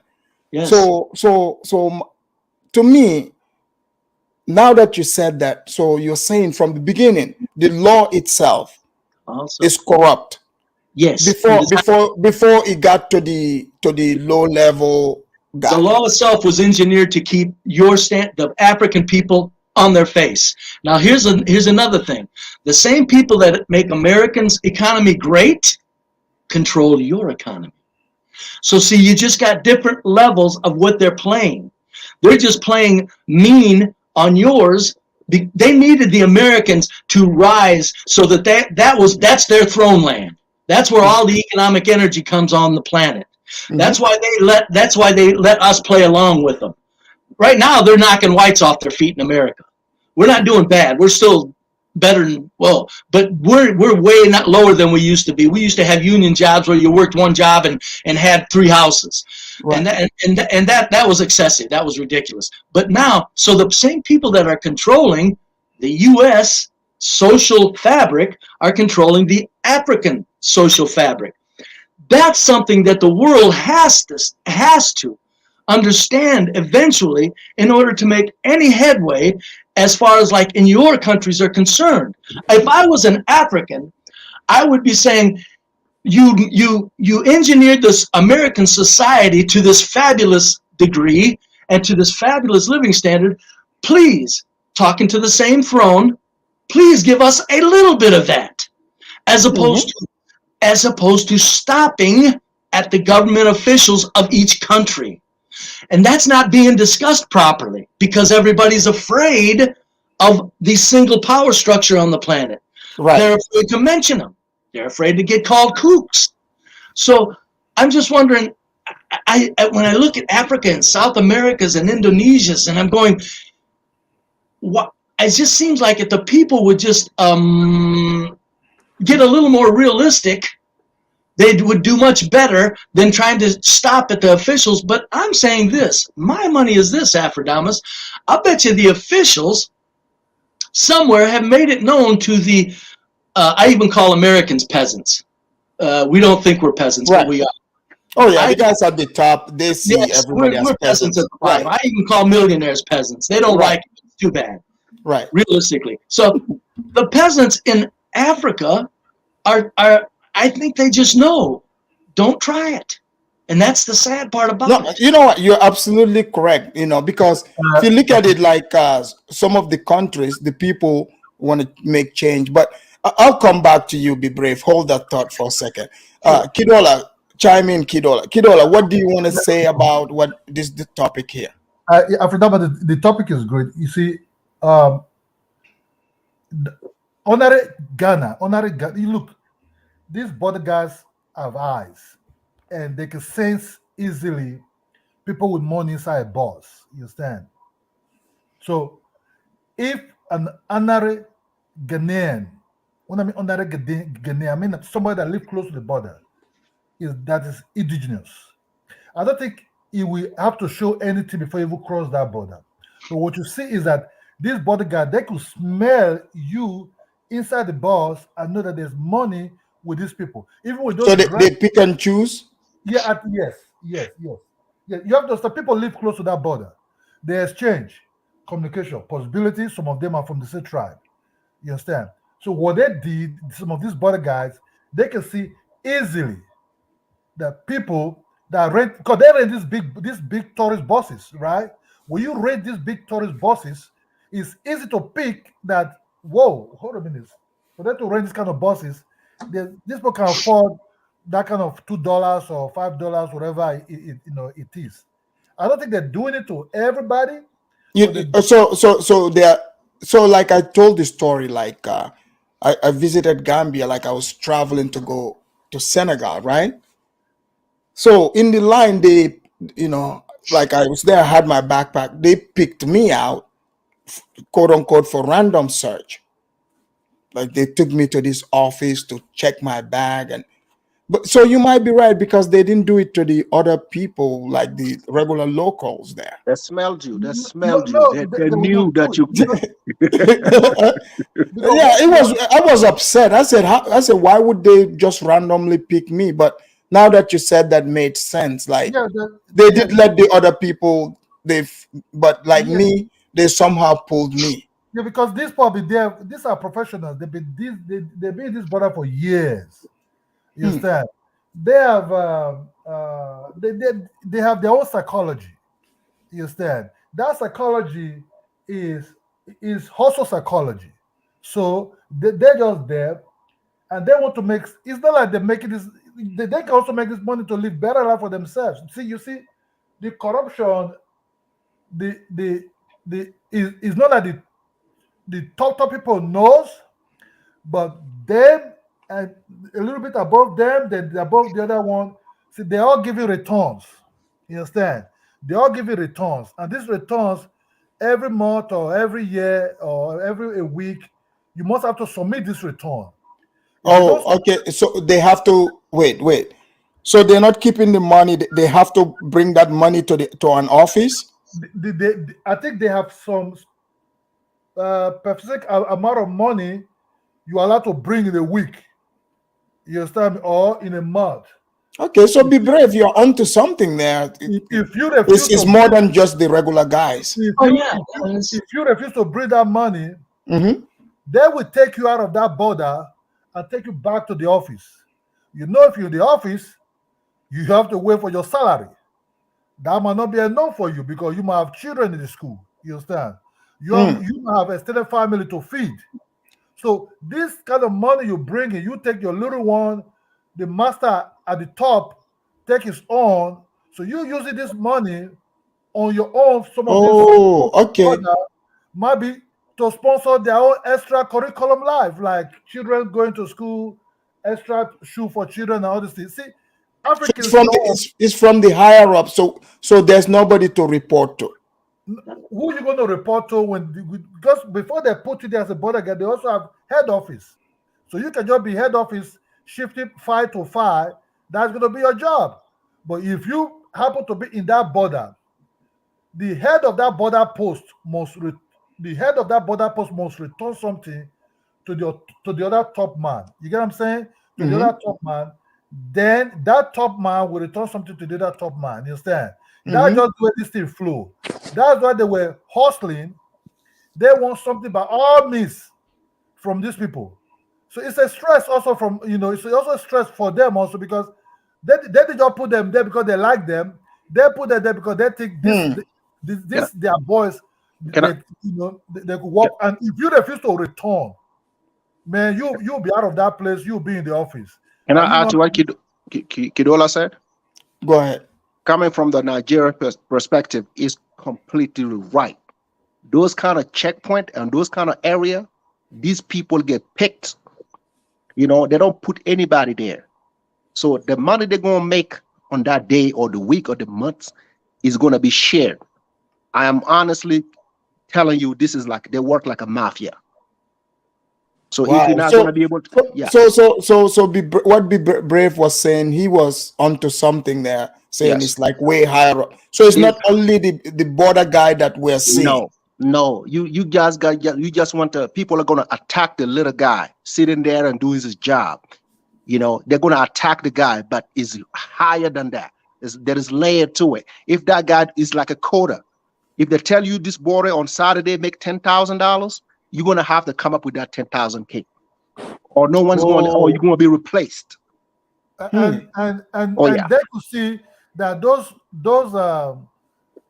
African diaspora Ghanaians, yeah, they could really see with their accent that these are not the typical Ghanaians they're dealing with day to day. You understand? That even when they wear those African clothes, but these are not the typical Ghanaians that they're dealing with day to day. You have to say Africans. But they stopped Wode Maya.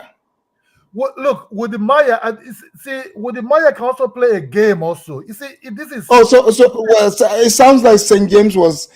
But I've also seen where Wode Maya was harassed, even at the Gambian border. Not him, but his Kenyan girlfriend at the time. That part exists. The part that you're talking about, that Wode Maya has been turned away from borders, Wode Maya being harassed from border.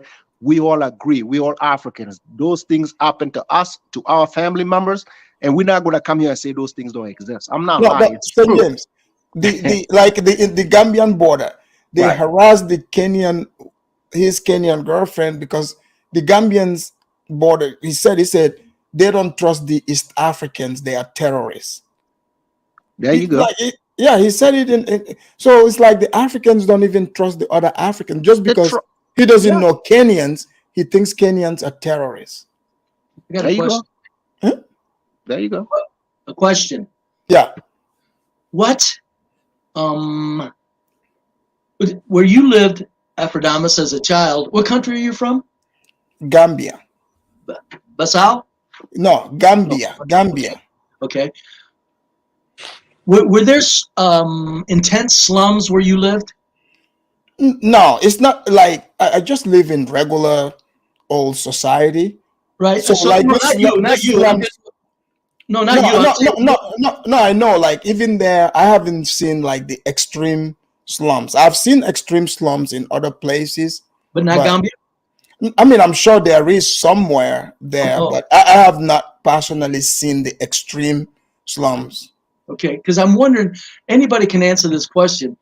Because I asked it earlier, since you got three others, how if somebody, those intense slums is what pulls everybody down, because everybody sees that and they don't want to end up there. So everybody that's doing anything at all, that's their little. So you mean like the hierarchy? The threat, yeah. This is their little threat. You want to end up here? Shut up and do what we say. So my question is this: if you really started challenging the corrupt bribery between the borders, if it really happened for real, each of these little countries have somewhat of a military, right? Right. Okay, how dangerous would that be if it really happened, as opposed to what we've seen because American grannies? I'm saying if it really, not just here and there, what if it really started happening in large numbers? Do you think they would bring the military in? Oh, you mean if they said free borders and this is the way it goes? Oh no, I mean like the free borders. I don't see that happening. Yeah. I mean there has to be. So you're just settling for like. I'm saying like the restrictions, right? Yeah. Because these people receiving the bribe, all they have to do is to even cut out all that. They should just set a fee. Right. An official fee. Yes. Now you know ahead of time, right? Yes. This is what you're going to pay. That's how it's done here. instead of like playing all these little games with the people, taking them through stress. Just if they want to collect the fee, just say this is the fee, and when you get there, you pay. Simple as that. So how dangerous would it be for people to overcome that? I'm talking. Is there danger, or is it just people don't want to do it, or do people know danger for what? Can I give a solution? There's not just one solution. No, I just want to know the danger if people really did it. Somebody, an opinionate on the amount of danger that 700 people would face. So you mean if they refuse to pay the bribe? If they refuse to pay the bribe and they refuse to go home and they wanted a stop to the bribes, like you say, charge us what we need to be charged. I believe that they, if they would back down, because those people, mind you, they are running a racketeering there, right? So they are, they would probably be dealt with themselves. That's what I'm saying. Yes, the border guys would be dealt with. But the border guys would be dealt with. Yes, not the civilians. Oh, when we're talking about the borders, right? I get it. But when we're talking about the border and the corruption, it's less likely that these people will turn you away. They will try to shake you down as much as they can. But if you refuse, I mean, they will, at the end of the day, they will let you cross. If you have all the paperwork with you and it's just about money, I have seen it. They will try all the tricks they have. If they can't, they are not successful, they will say, hey, just go. So the people, if the people were numbered in like 500, you don't think the civilians would face any danger? You think that they would like maybe come down on this doing the bribes? What you are talking about is a group of people that decided this is the way they're going to handle their livelihood. Everybody agree. It's not written, but they agree this is the pay to play. And everybody just go along. Well, also what you're saying in that large number, if that would happen, okay, they might flip it and turn it and call the riot police or something. Okay. Yeah, they can I can just bring. say this? Oh yeah, we have a new speaker. Go ahead, Kifaru. Kifaru, did you see the video? With the man at the Cameroonian border. Yeah, I think that's just even the beginning. There's worse than that. He was just asking $24. Oh, it was only 24. Oh, go ahead, speak on it. Yeah, the people will ask you even up to $100. But I think the Sacred Santa. Sorry, Sacred Santa. I can't see his name. I've not got my. Be brave. Be brave. Yeah, be brave. Yeah, be brave. Said something that I don't think you guys understood. He asked a really interesting question.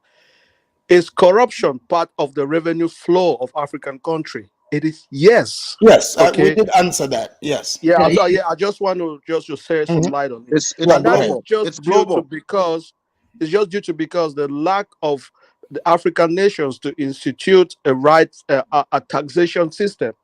That failed to introduce a taxation system. They can't tax people in your country. So corruption actually is a way the government gets its revenue. Those people you call them corrupt, like those corrupt officials, as Skidola already stated, that doing that, they have a quota that they have to pass to your bosses each day. So maybe the boss tells you, okay, today you have to give me $10. So he can get his $10, then he might try to get as much as he wants for himself. It is a system. You understand? Okay, so Kifaru, what you're saying, okay, I see what you say. So that, let's say that Richard guy, right? Yeah. He's just the face, but he's like the scapegoat, but all that money is not going to him. He's collecting for someone else. Yes. So maybe the amount he needs to give is $10, but he's asking like 15 for his own. He's got his own $5 extra for him. So sometimes if he might try to extort you that money. If he does not, he's gonna let someone go. But what they do, they play on your time. If they see that you have something pressing to do, you would not want to start to query with them. No, for the sake of your time, you would just need to pay that money and go. Even if you don't like it, they are aware that you don't want to stay on that position for whole day. They'll keep you there. They're not bothered, but you will get frustrated and you will just have to pay them for your freedom. Even if you don't like it, they know exactly what they're doing. You understand? Sometimes they'll put you at the side and say, okay, you just wait there. Wait there. That's what they'll tell you.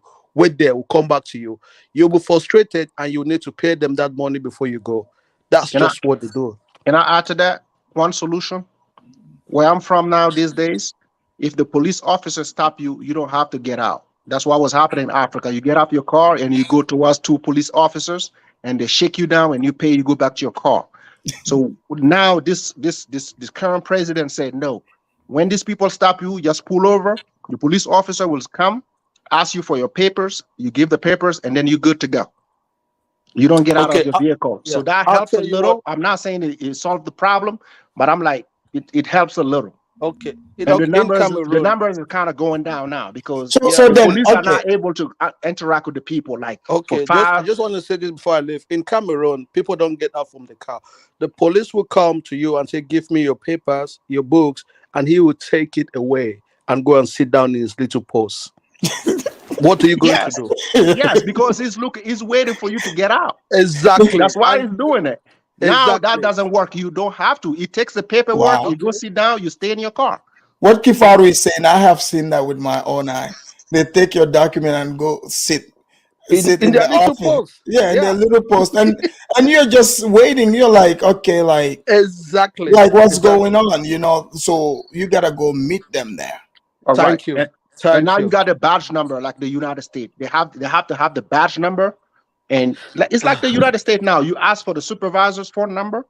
If they block the traffic and then you have all your paperwork and the guy is refusing to give it back to you because of money that you have to pay, there is a direct line.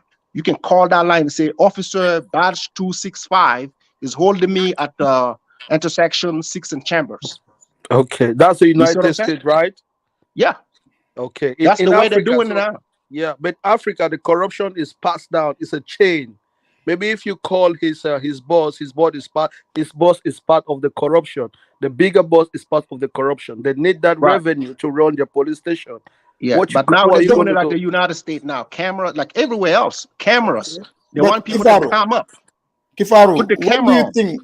What do you think about what Be Brave said? Because you're walking along those lines too, like the corruption chain, right? Yeah. He's saying the corruption goes beyond even the officials, the African faces we see that are in charge. He said it's beyond them. You being the Pan-African, like, what do you think about that? Okay, well, I don't know about the face beyond. We can go deeper and deeper. To me, the problem is African countries, they lack the system to do proper taxation. They can't tax people properly, you understand? And they need this revenue. So the simplest way for them to tax people is corruption, you understand? So of course, if he said, I believe there's some hierarchy, okay, that have got your hands on Africa, but I still believe we are the ones who allowed that to happen. Okay, if we say, you know what, we're not going to allow you to do these things to us, there's not much these people can do. But if we say, okay, yeah, we allow what you do, we accept what you do, then of course they can control us. So I'm trying to see the solution among ourselves, because I do believe it's only working because we have people among ourselves who buy to that higher that higher level of authority. Okay, hold on. You were gonna say something, Be Brave? Yes. When he said the taxation, the ability to tax isn't in place, and that's why they use the corruption. This is what I'm saying. That, and when I'm talking, can we all agree, kind of, and leave little common peasant white people out of this across the planet? Leave us out of this. The global system is white supremacy. Okay, so these people at the very top are still light-skinned, and they're engineering these systems to make it. They could engineer these systems to create taxation that would fill a need. So they keep the taxation off the table, and they engineer the more base, ground-level corrupt stuff. And I'm telling you, this is not stupidity or fumbling or bumbling. This is scientific. They got the best minds in the world telling them how to keep Africa on its face. And that's what Africa is against. The very top corruption officials. You don't have voting, right? Or do you? We do. Okay. When the very top guy gets in. Those Cameroon are voting, Kifaru? What? I think Cameroon votes, right? Paul Biya. Well, the voting is just formality. There's no voting. Yeah, we already know who has won the presidency before the vote. The voting thing is just for right. Yeah. Even the United States. We know who is the president before they even vote, so they don't need to vote anyway. So it doesn't make more sense. So our Trump or our Biden are both silly puppets. I don't worry about either of them. They're just corporate agents, I call them. You've got corporate agents at the top in every one of these countries. And that's what I'm saying. So, Yeah, so you're right. that's what. Hold on, Avila. Go ahead. Okay, so that's what I'm saying. If this global laboratory creates the best minds in the world to make sure that this country ends up in this level of consuming and economy, this country ends up at this level, Germany ends up in that one, Russia, China ends up in that one. So if this little clique of people are engineering all of this, I can easily see where what needs to be said, and I won't go on. The African people, what they're doing wrong is they're blaming the peasants at the bottom, the white people at the bottom, for a lot of this. The white people at the bottom were powerless. We were used as attack dogs 100 years ago. We didn't even know it. Our wars now are nothing but corporate mercenaries. Our boys go think they're fighting for freedom, and they're nothing but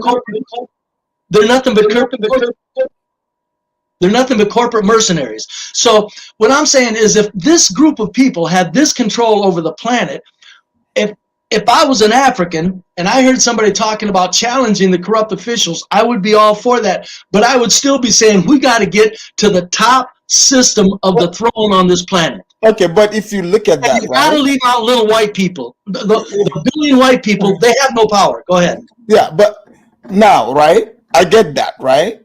Yeah. But, you know, don't you think we can do like an upside down pyramid, right? That's why I asked you what your military was. Do you have a military that could stop that? Because that would be the solution. If your military can stop the upside down pyramid, look, if I lived in Africa, and I know what can happen if we try to do an upside down pyramid, I'm not doing it. I'm going, look, it's like this, unless I want to die, which may be the case. If, I may decide there's 800 of us that want to pull this off, and we may all get killed, but it's a global statement. But with that 800 people, you better believe I would be saying we have to learn how to approach the throne, because we're not going to take them out of power. The top layer of white supremacy is not going to be removed from power, not in any of our lifetimes. So the tactic is to go past your puppets and approach that damn throne. Even if not physically, sociologically, you can make it known among your people that this is where we're at, and we're in big trouble because it's so far out of our hands. And above all, what has to stop, I know white people were jerks in history, but you gotta leave the little white guy out of it from here on. We're powerful. Why you don't want to pay though? If we have to leave you out of it, why don't you want to pay for your mistakes though? Why you always complain that you don't? No. If you are a little man and we are telling you were part of the problem, why are you denying it? Why you don't want to pay for your mistakes? And you held your white counterpart to that, right? You held I did not say we were. Okay, listen to me. Listen to me. I got you. Claire. When the war stopped and you guys held Germany to what they did to the war, you kept your foot on their neck and you made them pay. When Africa told you that you were part of the same problem that Africans are living right now under the condition they are in, you guys are refusing to even have the conversation. So we're not going to leave the little man, because the little man has something to say, because you guys vote here.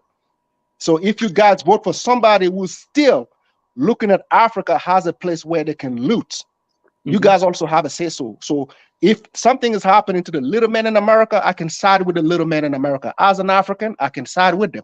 So when the little man in Africa wants you guys also to side with them, you do have to side with them. If you say we are at the bottom and we have the same problem. Oh, I meant that's how you would get white people. Listen to me. When we talk to the little man in America, you guys have the tendency to act like you guys have not done anything. So by acknowledging the wrong that you did, also to the Africans, then we can begin the conversation. If you guys want to be left alone, because you haven't paid yet. That's very good what you just stated. That was very, very on the mark challenge. Now, I did not say that we aren't aware of our hands playing in this destruction of Africa. I didn't say that. I said exactly. Remember what I said. The top level used white people as attack dogs. That means I understand our position in carrying out this misery. I get it. What I meant by taking the white people out of it is you got to understand, no, and I'm saying white people should be on the peasant side of the Africa, but I'm saying the blame has to stop. The white people have to be stopped looking, the little people have to be stopped because we were just dupes. We don't want to be dupes anymore. So that means we would naturally side with Africa because we're saying, look, we're tired of you sending us around the planet to do destruction. It ain't white folks' desire to do that. Now, so what you said is you expect us to side with you. There are, the pathetic part about this, you know what whites in America are siding with Africa? The idiots. The drag queen story hours. They call them liberals. I don't call them liberals. I call them mentally ill corporate agents. They don't even know they are. They're being used. They are the new attack dogs for the corporate machine. They think they're setting people free. They're the ones that are making everybody sick of white people. And that's as planned. So the conservatives, I know many conservatives that would tell you, to heck with Trump, to heck with any of them. There's millions of conservatives now in America that are going, this whole world's being screwed up by this group of people, and we're even tired of it. So to say that we aren't owning up to what we did, or that I think you even brought up that we have a penalty to pay at this time, the little people? You tell me. No, I don't think we do. I think you do. I think okay. I think you could make that point. But okay. Here's why. Okay, here's why I say maybe we don't. Hold on, guys. That could be another show, but let's stick with the border. No. Right. Okay. If you want to get with people, yeah, and people point out to you for the things that you have done wrong, right? I think the first step is for you to sit on the table and listen. Yes. So I don't want you to grandstand in front of me acting like you're tough, like we don't owe. You don't have to tell me you don't owe me. If I point out to the things that you have done to me and I'm telling you that you owe, I'm not putting a price to it. There is no price that you can pay me for me to feel happy about myself. I'm saying that, no. Like I said, I give you the example of Germany, what Germany has done to the wall. You white folks, you have made sure that Germany pays. You see what I'm saying? Because the peasants did. The peasants did. Well, listen, if the Africans on their part are telling you did something, I believe the first step for you is to sit on the table and be quiet and listen. You know, St. James, I think what he's saying is right. So if you look at who is making the decision for Germany to pay, that is not even, it's not even, if you look at the people that made that, it's not even white people. And move back to the subject. When the Africans, no, it's not Africans. I get the point when it comes to America. I give you an example. It's like people from Eastern Europe, When we're talking about the oligarch, are we talking about the little man? When the Africans talk about the oligarch, are we talking about the little man? We're not. No. Right? No, you are talking about the little man only with me. You are on this panel with me. When I talk about the oligarch, so St. James, are you saying that, like, okay, that same system, because he spoke on that, yes, that system did reward, the little white person. Thank you. That's the same system I'm talking about that is still in place. So if, as an African, I'm telling you, you may not have benefited with it from it directly, but if I'm telling you the system is still in place, which is still oppressing Africa, I hope that you listen, because you don't owe me anything. You see what I'm saying? You don't owe me anything, but I'm just saying the system that benefit the West is still there, and that's oppressing Africans. Yes. Let's talk about it. So you can understand. Maybe you may not see it, but as an African, I see it. Oh, no, I see it. You trust me. I know my white privilege isn't dead just because I'm a peasant. Don't trust me. I do my history search and I look at things. What I'm saying is the white people in America are powerless now. They're not even, we have no power, so we can't really do anything. They've thrown us out of the party. So now the only thing left for Africa to do is, and I wouldn't blame you for pointing to the fact of the help that the peasants gave over the years, 100, 200 years of tearing other countries apart also. So, I mean, we've been all around the planet just wreaking havoc. But What I'm saying is if we're now powerless and helpless, we're saying we're not denying that we did that, but to expect anything out of us, it's each country has to get to where, and I'll get off here after this, each country has to get to where they confront the throne. That's all I'm saying. If the world doesn't confront that throne will just keep sending out be bringing in the best minds in the world to figure out how to destroy eat a little of their segment in this new world order that happened 200 years ago, by the way. People talk like it's on the way. New world order happened 200 years ago. They've had control of the planet for hundreds of years. So I'm saying somewhere in all of these discussions, we don't do it in America either. We're called conspiracy theorists. Right. I'm saying we're not getting rid of the throne. We have to learn how to confront the throne and negotiate with the throne and stop with the silly. So do you think, how can regular Africans ever be able to do that when, because the hierarchy, because it's like, okay, Africa have been reserved for for exploitation, right? Mm-hmm. So it's like big yard for exploitation. Yeah. So when we put it that way, now you have few people in the yard running the yard. Mm-hmm. They, once they exploit, it looks like their exploitation is bigger, but no, they are just, small fish in a big pond. You have the big fish at the top. So how can the Africans ever stop this flow? How can Africans ever? How can we break this chain? How can we confront the throne? Yeah. My guess, here's what's got to happen, and it's not even happening in America, Afridamus. We're not doing it either. I'm saying if the peasants of the planet don't inform themselves that there's this entity that has vast powers over everything everybody on the planet does, we're all going to be right where they want us. You're going to be there, we're going to be here, they're going to be there.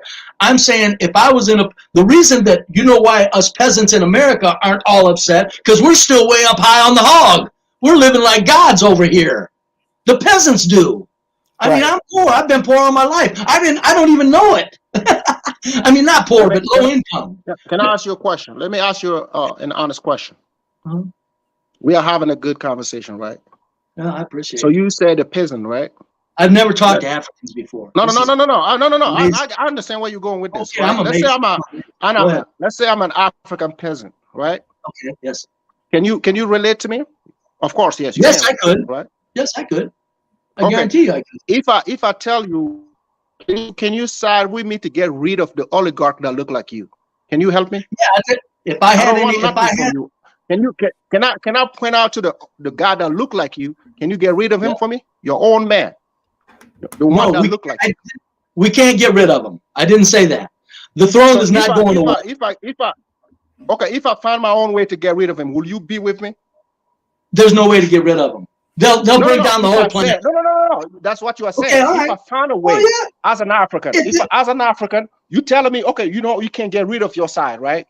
The people, like you said, the guy that oppresses you, right? You can't get rid of him. I get that. I'm not gonna get between you and them. That's your people. But as an African peasant, if I can get rid of the people that oppresses me, that look like you, can you get with me to get rid of them? If I have a solution. Of course I could. Here's my point though. That's too big of a that's too big of a bite. That's what we know here in America. That's why we're living good. That's to get rid of that top layer of white supremacy. It's too big of a bite. You'll choke on it. That's why I'm saying. So basically what the question is, what he's asked. So because if you help him get rid of that gets rid of your privilege. No. Have you read Karl Marx? You are absolutely true that they are still treating whites way better than they treat the rest of the world.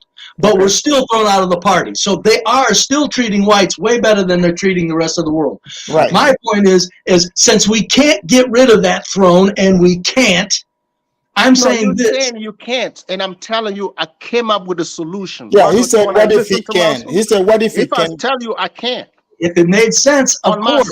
my side, where Yeah, I'm he from, said I he can said he's get. thinking he's got a solution. Yes, If he I guess. presents it, he's asking if you would, stand with him. If you found a way to get rid of that top layer that manages the world, the whole world would be with you. But here's what I'm saying is going to happen.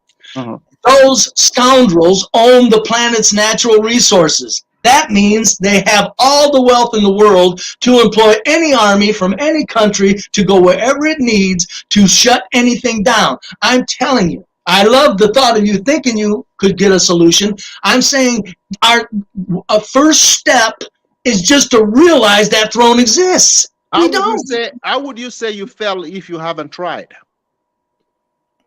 Well, do you want to just break down the whole world economic system and start over? No, it's not about. I feel like it's for me. It's very easy because people have not tried yet. The one that tried, they were on their own bubble, and they didn't get the people to come with them. That's what happened. But what I'm telling you is, when a group of people come up with a solution, the people from certain side make sure they get divided so that they don't accomplish what I'm talking about. So my point is, if I get the other side to rally with the people who are with it on my side, then we can accomplish something. So if you read Karl Marx, that's what he said. The people at the bottom in each country, they're not enemy against one another. That's the people on top. So if I can get Americans who are at the bottom to rally with the people in Africa who are at the bottom, then we can accomplish something. That's what I'm saying. I'm not saying. And I got one question. I'm not saying it's going to be easy, but I'm just saying. No, that's my question. You have to think about the idea first. If you don't think about it and you say it's going to fail, then I thought about many scenarios, and all I come up with this: to get rid of that level, the whole world's going to be scrapped and start over. Is that what you're willing to do? Absolutely. Because there's so many, they've got so many people. Have you seen the living condition in Africa? What is at the bottom than what they're living at? Yeah, that's why I say, I've always said, if it ever happens and we really decide to get rid of that throne and we're saying to hell with it, we're going to start over, do the Samson option, bring everything down, the people in Africa are going to be the ones that have the advantage because there's nowhere to go for them. So that makes them. Because they got some Africans who don't understand it. I know where you're going with this. That's why I'm keeping this conversation going, because there are a lot of Africans who don't understand it because they think America is too powerful for them to even speak on it. So as a white American, I want you to speak on Africans who are afraid, who are scared. They're looking at America as the biggest thing that ever lived on this planet. Okay. And I don't think so. No, I don't. It's so hard to look. If America isn't the biggest thing, the dignity of humanity will always be the biggest thing. But right now, the filth of America is what's ruling. Those Africans that are afraid of the American power that's being used, the federal treasury is being used by the top brass. That federal treasury and the American people are something to be dealt with if they get whipped into a frenzy of nonsense. And it's easy to do with American people. That's what I'm saying.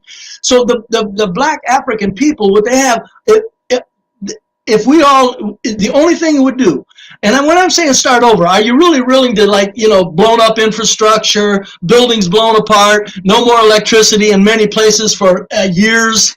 And the Africans have that advantage. That's why I'm saying they would be the ones to become the people that others would look to. Like, how do you survive without nothing? So what I'm saying is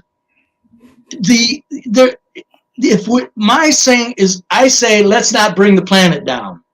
I'm saying let's just get to step one and approach the throne, because I think if Africa approached the throne with an intensely educated people, and it's a silly dream, but and there was a number of them that said, we don't care about our corrupt officials. We're glad they're here. We need some. Hold on, guys. We have other speakers too. We'll come back to that.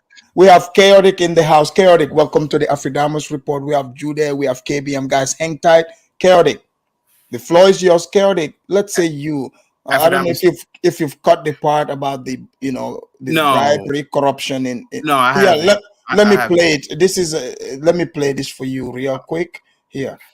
Hey, Caddy. By boat from Nigeria to Cameroon. The friendly Nigerian officials stamped me out, and the boat arrived to Limbe, Cameroon in the evening. As it was late, I was told to come to the Bota port in Limbe the following morning to get my passport stamped into Cameroon. At that post, there is an official named Richard, and I really think we should make him famous. Richard wanted to extort me for money just to give my passport stamp. He even threatened to arrest me. Here's a clip of the conversation. 1515. To arrest some people in that Wode. He doesn't just do this to white people, but also Cameroonians and Nigerians, anything to use his position of power to extort the people he serves as a government official. So we're talking about this, how this is what makes it difficult to travel around Africa. So, we got into like the chain of, the corruption. Yeah.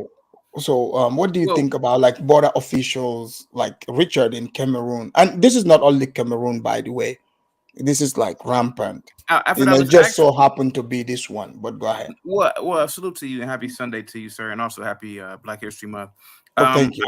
I got to get back with the wife because we're actually having dinner. And salute to you, Be Brave and Think. I'm so glad you're over here too. I just wanted to point something out real quick, Afridamus. Just notice, and this is no shade to Be Brave and Think. He's a great panelist on my panel as well. Notice Be Brave and Think is saying the same things that I pretty much say. Jude wasn't on the panel at all. Right. And other Right. blacks and other spear chuckers like him weren't on the panel. But as soon as I get on the panel, guess who comes on the panel? Jude. Because here goes the thing. You won't give no smoke to Be Brave and Think. And I don't want you to give smoke to him at all. I'm not saying you should, but it's a typical black behavior. Jude proved my point once again. Thank you so much, Jude. I knew you were going to come on the panel as soon as I got on the panel. Go ahead, you spear chucker. Go ahead, sir. So am I going next? Yeah, I called you a spear chucker. Go ahead. Okay. Afridamus, thanks for giving me the floor to speak, right? But I'm not gonna get with chaotic truth because this is a panel that is very attractive to a whole lot of people. So people comes in at every time. Look, I watched Wode Maya's video and I watched the other white guy's video in Cameroon. Okay, but this is the thing, right? I've come to realize that Africans, right? They don't speak things about their own countries.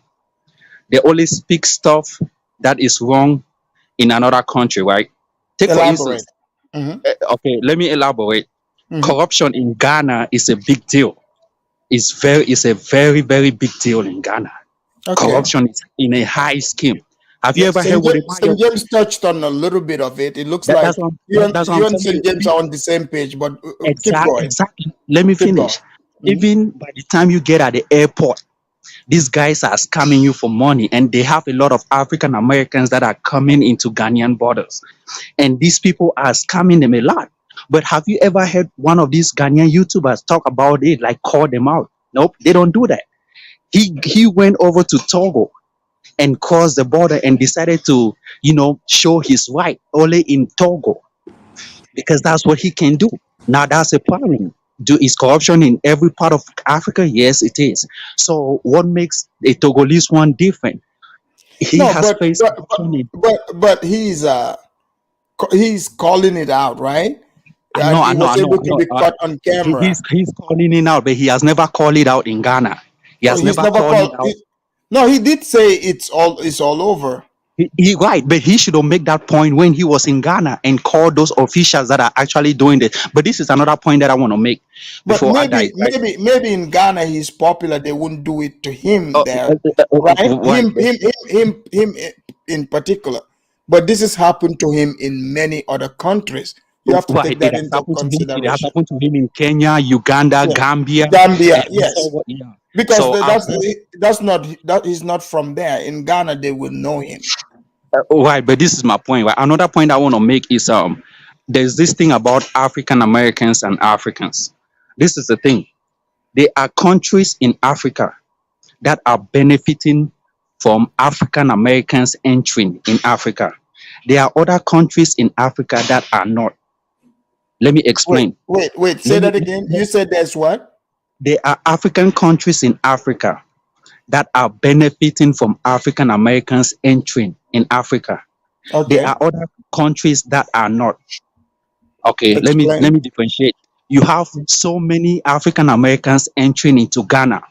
Ghana is giving these people African West African passport, and these people are paying money to get this West African passport. And where does this money go to? It goes into Ghana archives. Now, having a West African passport means you have the right to go into all these other West But African countries. isn't it Let me ECOWAS? I know that's echo, but no. But when you get this money, you go into all these other West African countries for free.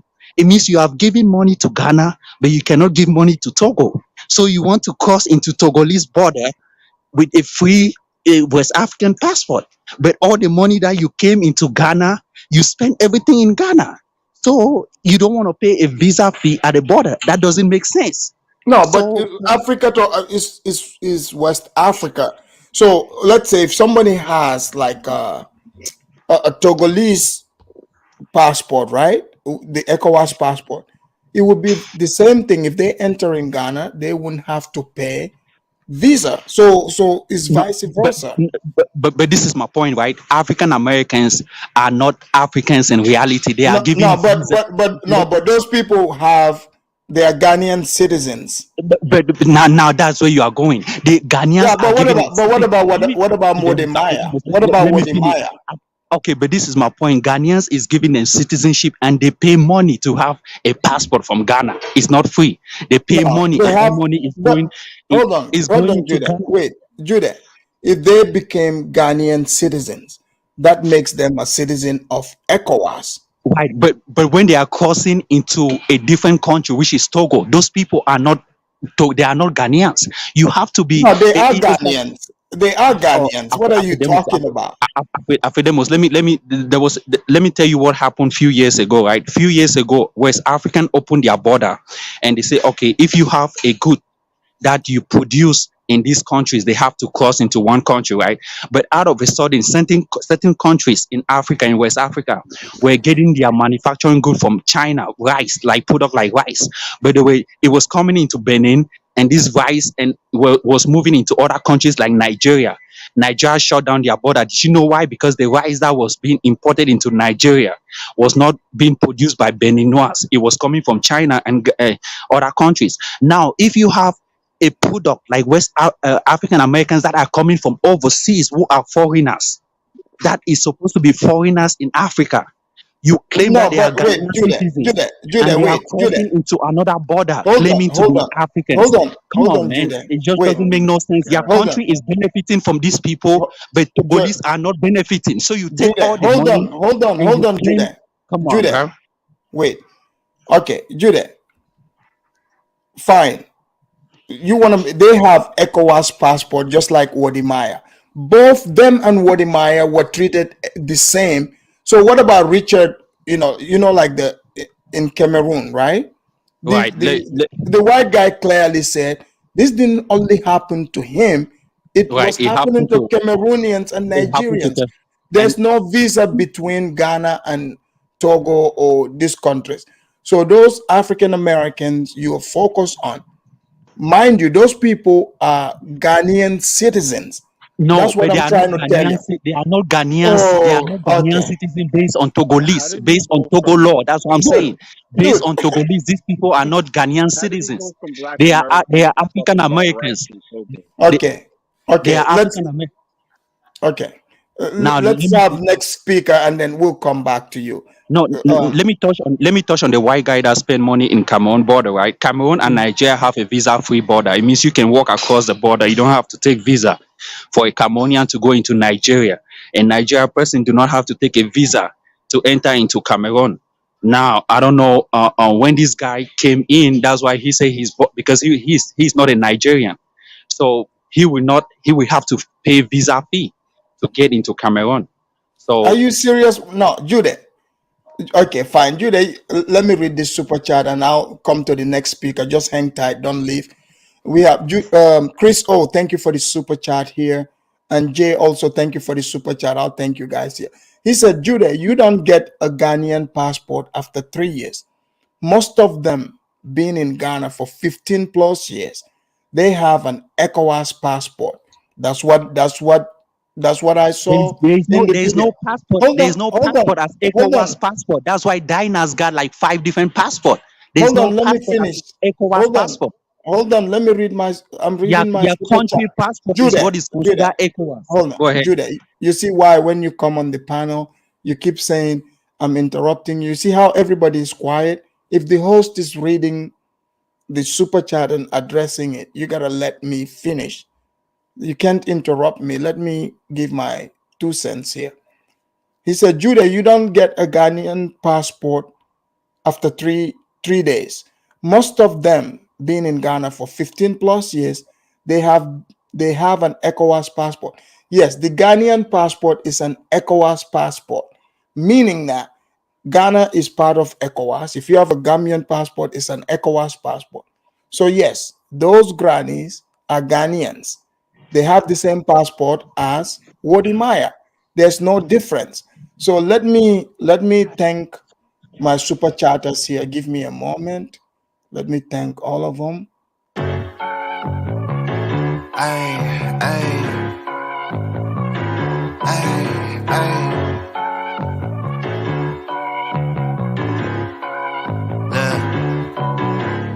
Baby girl love my bop and I like me too. No roof on my top and my babe see through. Thank you guys for the super chat. All right, we're moving to the next speaker. Nakmizi, welcome in the house here, Nakmizi. What do you want to add onto the topic here? I'm sure you're hearing everything. Thank you, my brother. It's Black History Month, Yes, it is Black History Month. Happy Black History Month. I don't know if you've been catching the black shows, but we're still on it. Go ahead. All right, yeah. So we're talking about corruption in Africa or West Africa, Yes, anyway. yeah, the corruption, at the border, like the video I showed, and did you see the video? Yeah, I saw Wode Maya. I probably saw it like last week or something.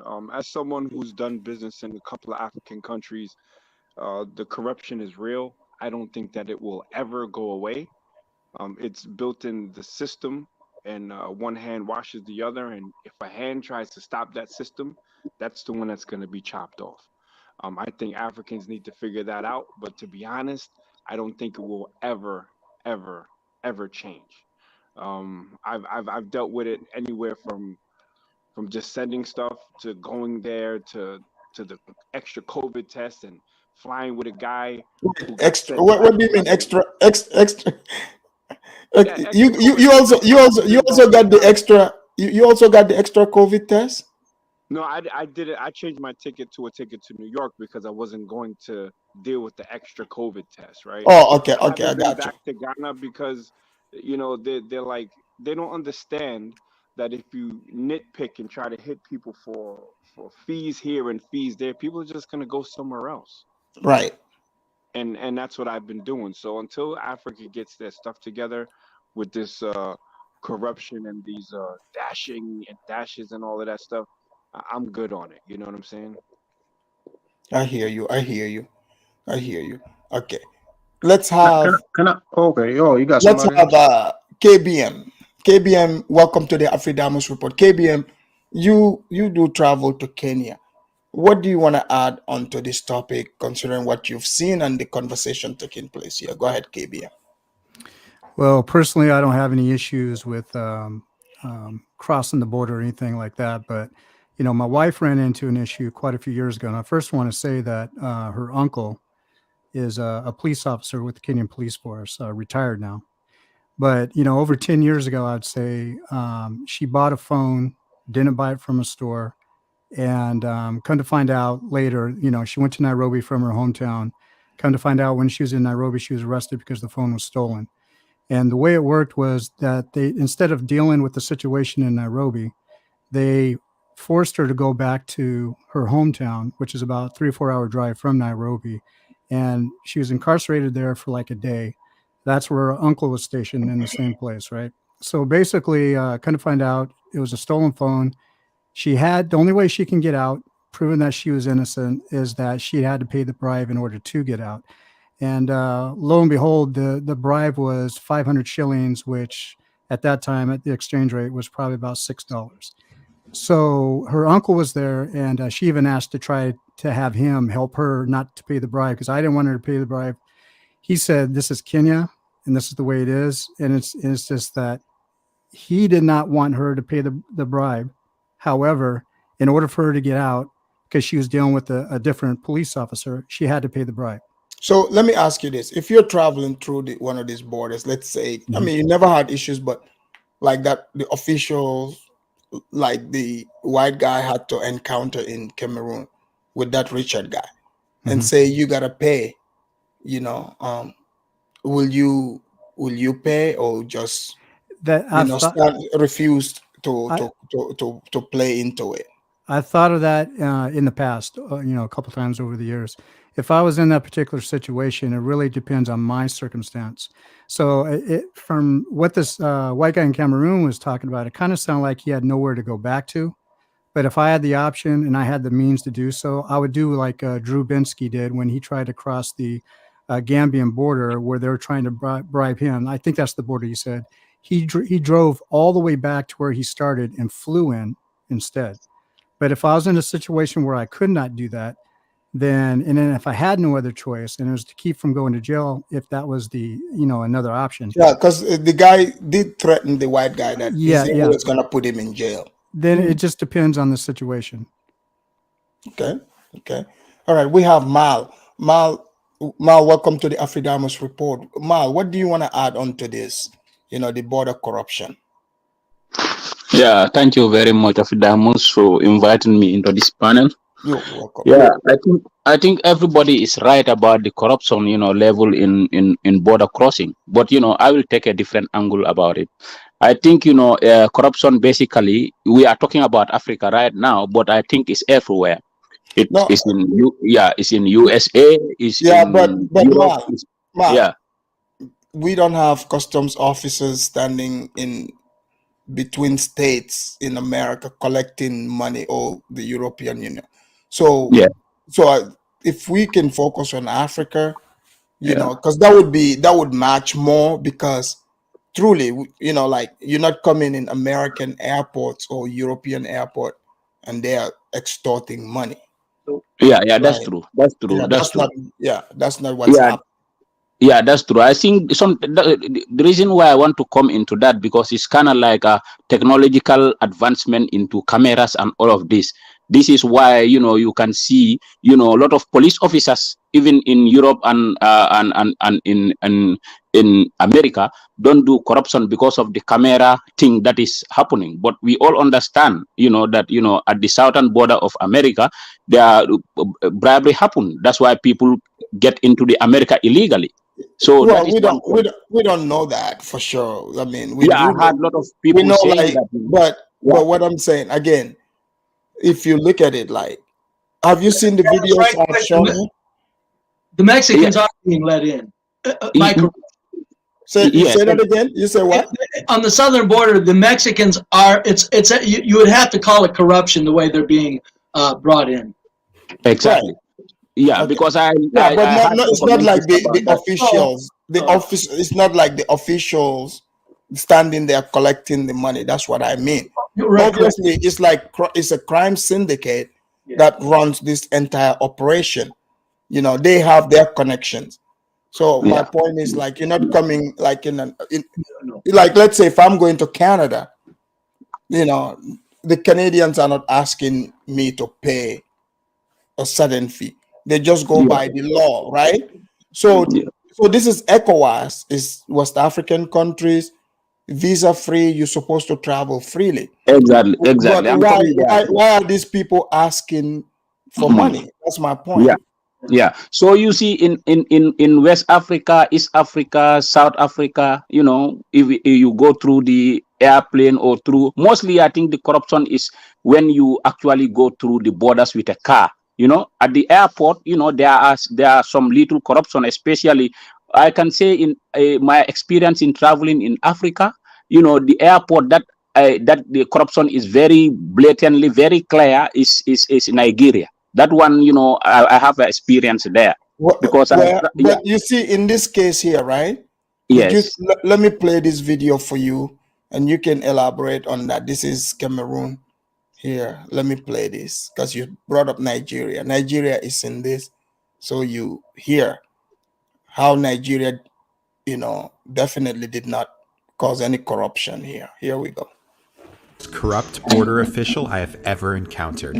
It starts with a journey by boat from Nigeria to Cameroon. The friendly Nigerian officials stamped me out and the boat arrived to Limbe, Cameroon in the evening. As it was late, I was told to come to the Bota port in Limbe the following morning to get my passport stamped into Cameroon. At that post, there is an official named Richard, and I really think we should make him famous. Richard wanted to extort me for money just to give my passport stamp. He even threatened to arrest me. Here's a clip of the conversation. 15. Yes. To arrest some people in that Wode. He doesn't just do this to white people, but also Cameroonians and Nigerians, anything to use his position of power to extort the people he serves as a government official. Unfortunately, this is the reality when traveling in Africa, and officials like this tarnish the reputation of a beautiful continent. There is so much tourism potential in Africa, but officials like this need to be held accountable to ensure free legal movement across Africa. Please help me make Richard famous. Africans deserve much better from their governments. 15. Yes. Afridamus. So Mal, Yeah. wait, I wanted Mal to just kind of Go ahead. Mal. So you see that right there, right? Yeah. So I just wanted to see, because you see clearly the Nigerian official is praised here, no corruption, sent the man freely What you into mean no Cameroon. corruption? He's exceeding a country. He wasn't entering Nigeria. He was exceeding Nigeria. He needs a visa. Well, He's Jude, a he said, foreigner. He needs Jude, a visa to Jude, enter wait, Cameroon. He's not a Jude, Nigerian citizen. hold Nigerians on. enter Cameroon freely. Hold on, Jude, hold on. Let me ask Mal here. Mal, Yes. Mal, you're from an ECOWAS country, right? Yes, exactly. St. James, you're from an ECOWAS country. So do I. Yeah, we're pulling out. We're pulling out. For example, you're pulling out. Yeah. So Mal, if somebody is from America and they came to Ghana, been there over 15 years, Yes. and they naturalize and become Ghanaian citizen, Yeah. right? Yeah. And they naturalize. Are they real Ghanaian citizen or not? Yeah, of course they are real Ghanaian citizens. Thank This you. is exactly. Thank you. This you okay regarding Jude's question regarding how to call it, those people get their passports in Ghana and they don't pay any fees to Togo. Benin to cross to Togo or whatsoever. That doesn't make logical sense, because look at it. If you go to Europe, you get a Schengen visa. You travel all over Europe. You get it from one country, but you travel all over Europe without nobody harassing you to say that no, you get it from that country. That's where you pay. That means Where you have is to the pay money to going another to? Is the country. money going into So Ghana coffers or into West that's African coffers? That's the problem. whether it goes to Ghana, it doesn't matter. It is representative of West Africa. Any country that invite those people to come there, and there are requirements that you go through before you acquire that passport. Whether you But not all West African countries is consider these people as citizens. That's the problem. Every country has their own rules and regulations. That's No, what you not don't every. understand. Let me tell you one thing. When they say ECOWAS passport, all the countries agree that if you get this Thank you, passport, that Mal. means automatically you Jude, are a citizen of West Africa. But Jude in is not particular even part in of Ghana, ECOWAS. His country it's is very not. simple, Jude. You have Yeah. to be smart at least about these things. This is very easy. I'll be smart is that Ghana is benefiting a lot from it. Togo is Okay, not what is benefiting. wrong with that? And What that's is wrong with that? If they are but that attacking more people than you, then what is wrong with that?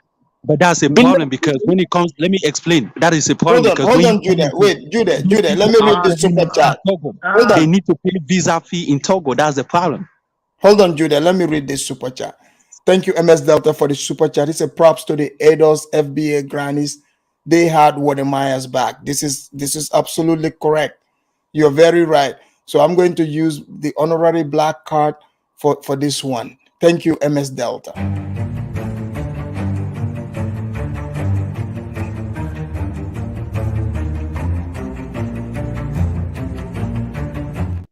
Thank you, MS Delta. The problem Okay, is I understand. Jude. Right. Are you okay? You sound like you have a problem with the Black Americans having the Look, passport I understand, and please. also I understand, Ghana please. benefiting. Wait, are you saying because Ghana the blacks are coming to Ghana and Ghana is benefiting. So therefore, these black people gotta pay if they come to your border. Is that what you're saying? The thing that you don't understand. Even The though thing there's that you visa don't free, let me finish. visa free between Ghana and Togo. Let me finish, right? Look, I understand French. I was in the Togolese panel, and these were the things that they were talking about in French. Ghanaians do not have problems entering into Togo, and Togo do not have problems entering into Ghana. This is the thing. The problem is you have citizens that you consider as American who are giving money into Ghana to get Ghanaian citizenship. I've seen American citizens get citizenship in not even 3 years. That guy was lying. You can get citizenship in Judah, Ghana as an American citizen in 1 year. Hold on, but Judah, And these again, people are giving all the that's money and getting discrimination. Judah, No, that's I discrimination. think yeah, Jude is trying to segregate a lot when it comes to Africa. I'm This is telling you very what easy. Togolese Let were me tell talking you about. something. Whether You you are cannot a have French people. colony, whether you are a French colony or an English colony, you are one people. You are black people. You are West African. If somebody, a country build its infrastructure and it invite other people who are illegally, maybe, whatever happened, they were taken from the continent to another continent. And giving them free passport in the detriment of your own people. So does it mean the goods as well? Are we talking about the goods? No, the laws of the world. Okay, let me tell No. you. We're talking about the goods. You're talking about the people being able to move within ECOWAS, right? So are we talking about the goods? Hold on, guys. Hold on, guys. Hold on, Mal. I want to ask Nagmizi here because Nagmizi's been to Ghana and he's Black American, right? Yeah. Nagmizi, you went to Ghana. I'm sure you've met a lot of like old school, reparts, people who've been in Ghana for years and they have Ghanaian citizenship. So from your understanding, what you're hearing Judah said, does this make sense to you?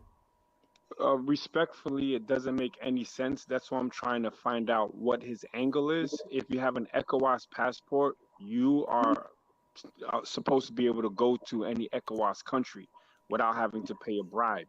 And like you explained to him 3 times already, they also got Wode Maya, or they tried to get Wode Maya. So it's really a moot point. So I don't know why he keeps focusing on Black Americans, because that tends to be like a common theme with him, which I'm surprised because from my understanding, he's like some sort of Israelite, and their whole, thing is about being taken into slavery and things of that, and they're talking about us. So if he's got smoke for Black Americans, I don't understand why he's an Israelite, because he's essentially claiming to be, an ADOS or something. Right. Judah, what do you want to say to that? I mean, you're an Israelite, and I'm a Bantu Israelite. I'm not an African American Israelite. Those are 2 different people. You cannot put these 2 people in the same room and call them the same name. So we are different. We are different. Wait. But Judah. Can I use my your black card privilege? Go for it. Thank you, my brother. Thank you. See, black. Look, it's Black History Month. The blacks get privilege here. Exactly. Look, he doesn't. I have a Black American privilege card here. Judah, when you say you're Israelite, right? Aren't those the people that were sold into slavery? The people that were sold into slavery. Don't refuse, please. Just agree with it. Because I'm not. Let me talk. The people that were sold into slavery are dispersed into different countries. You have them in Mexico. You have them in Brazil. Now these people are different. Now you have them in, now this is what I'm saying. Now you have different tribes when it comes to the Israelite. There are 12 tribes of Israel. You have different tribes. These people have their own tribes. And Nagmizi, your mic is low. If you can speak up too when your turn comes. Okay. What I'm saying is they are 12. Let me finish. There are 12 tribes. There are 12 tribes of Bantus Israelite. Now, these people, have they identified to be one of those tribes? If they identify to be one of those tribes, it doesn't mean they are part of my own tribe, because my own tribe is Judah. And that's my own tribe of Israel, Bantu Israelite. Hold on, Nagmizi, your mic. You wanna add it up? Oh, Afridamus, can I say this and then get off? Yeah, go for it. Thank you so much. And it's been a pleasure talking to people from Africa. I've wanted to do this for decades. You're always welcome here. Before Thank you you. leave, man, before you leave, I wanted to tell him something. Are you a YouTuber? I have a channel. It's Be Brave and Think. Yeah, I've got about 10 videos. If you don't mind, I can give you a topic. Think about it. Let's talk about the Western consulate in Africa making tons of money on the backs of Africa, refusing to give them visa to come to the West. But they do have a demand, right? Exactly. They are letting the Africans to believe they can get the visa. So to get hundreds of dollars or $200 per demand, and it's refuse not to give them refundable. visa. Let's talk Exactly. about You have to that. Let's pay talk them. about that. Hold on, guys. Let him say his last thing. So, Okay, so I no, can I read just the wanted super to, chats. you know, Yeah, if go we ahead. have Go that ahead, be brave. conversation. Go ahead, be brave. If I make a video, it's going to be about everything we've discussed today. It's been amazing. But the guy that the white fella at the getting bribed. Yeah. Here's some hope, and I'm not just saying this. The power structure does that to us too in America. Once they send in something, it's a little bit. There's two things that are going to occur. They're going to send in something to start something, which is good. And that's them giving you a permission that you can make it look like it's from the bottom up, and we are going to change things, making it look like it's the bottom up so that the top can stay hidden. Or, here's what else happens, and this is the sad part. They bring in these people that say, follow me, let's start this, as false hope, and nothing ever starts. So you got to be aware of two things. They might be sending you in a message that things could change quicker than maybe people are thinking, or they could be sending this guy in just to give people hope so they settle down and don't look into things any further. They're scoundrels, and that's all I'm saying. So that guy at the border, if you see more of him, watch every move he makes, because he could be a snake or he could be a blessing. And fellas, I'm telling you, thank you. It's been a great Brave, I got a question for you. Hold on, guys. Hold on. Let me read this super chat, and you can go ahead. Hold on. Let me read this here. The super chat. MS Delta, thank you. He said, West Africa, ECOWAS, get organized. You need free movement of people, goods, capital to build the economy. The French speakers are tripping. Okay, another super chat here. It's a big win. Jama, thank you for the super chat. It's a big win for FBA. Grannies had Wode Maya's back, and they had his back in Black History Month. And thank you very much for that. In fact, we're going to hold on. Let me give the big clap to the grandmas here for doing an awesome job.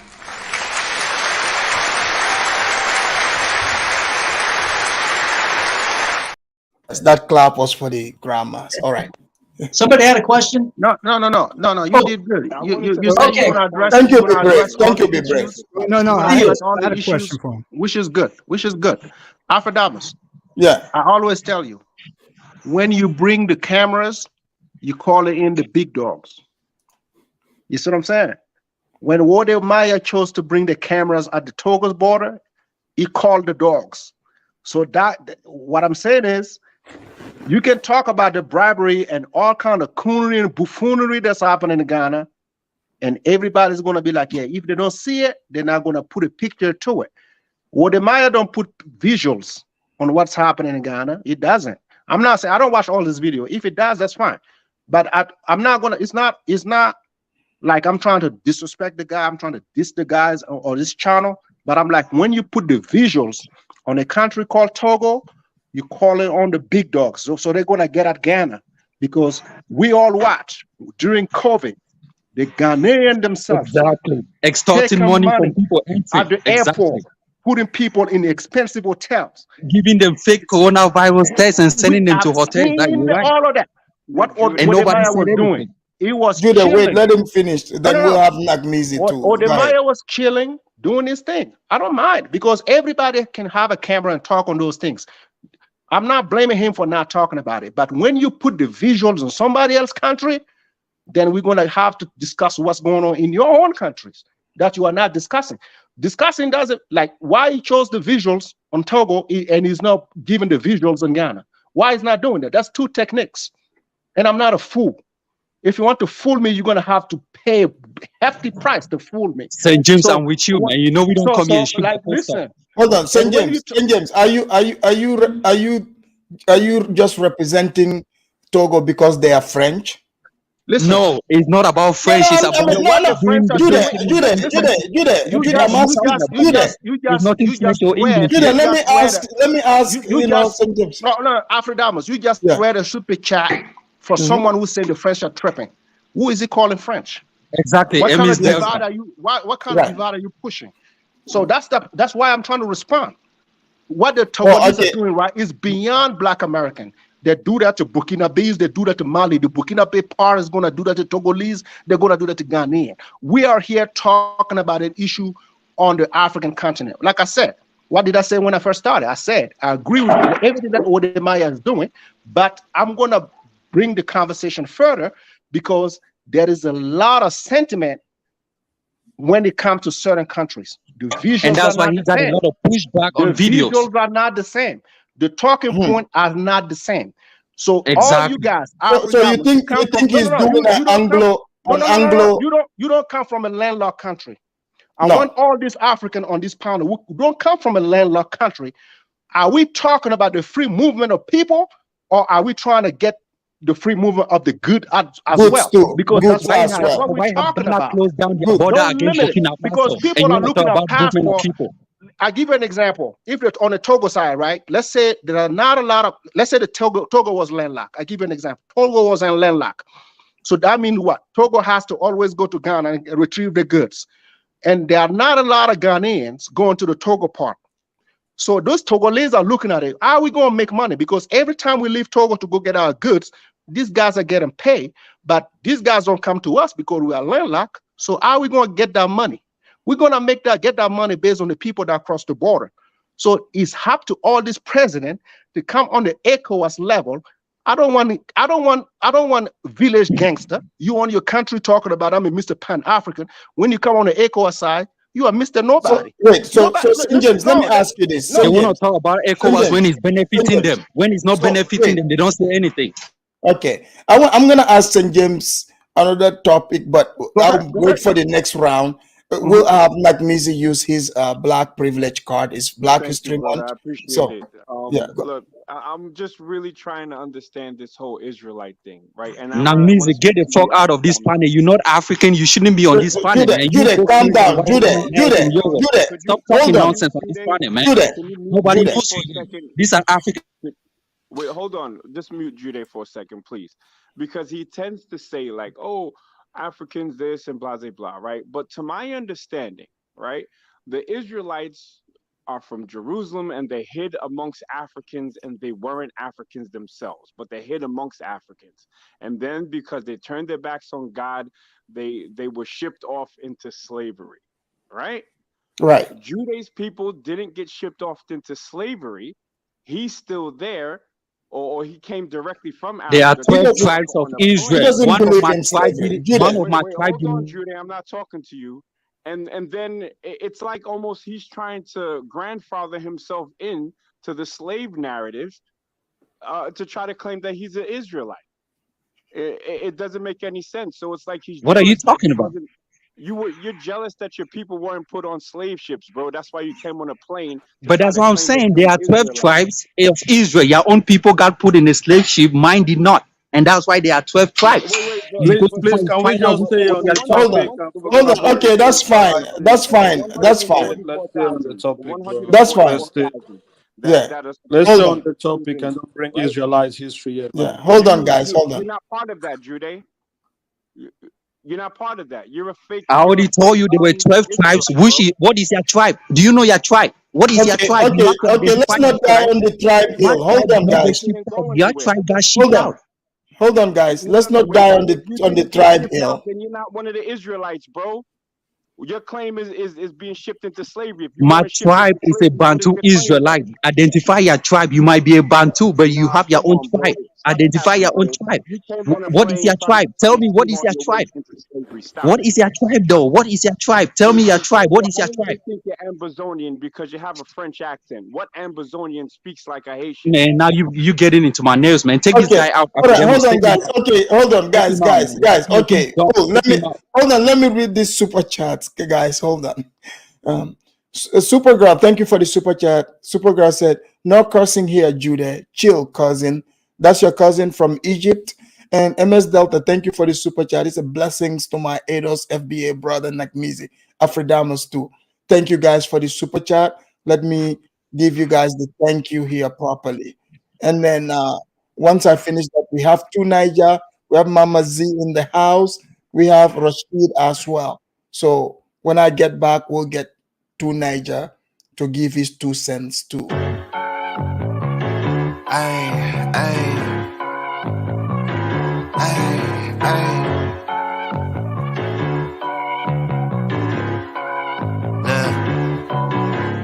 Baby girl love my bop and I like me too. No roof on my top and my babe see through. Hating on the pen, don't stop, shit ain't gon' feed you. I've been all on.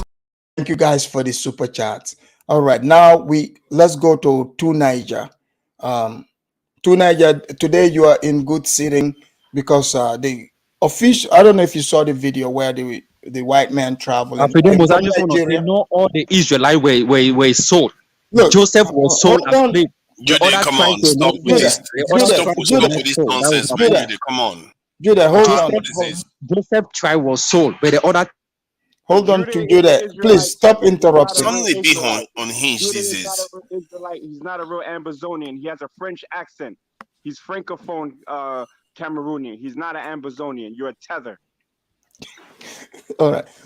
So to Niger, you're seeing, we're talking about, the lack of free movement all around, West Africa. And even people like Judah are claiming that, somebody moving from America, being in Ghana, becoming a citizen, he thinks that's not the real deal. So, you being a Pan-African to Niger, this border thing, you've touched on it before. What's your thought on it? I think what we see are just symptoms of people that have little resources. And corruption is, if you look at the corruption index, you find that any reasonable country that is black is 70 before it shows up on the chart, 70 down the list out of 190 something countries. And I think, if I'm not mistaken, that's Ghana, maybe Rwanda shows up a bit earlier. So it tells you that when a country is corrupt, when the country is bleeding its resources, they are not doing very well in terms of financially and security and all those things, you tend to get this type of situation. And those are symptoms. And I think if you fix the others, the system will be self-healing.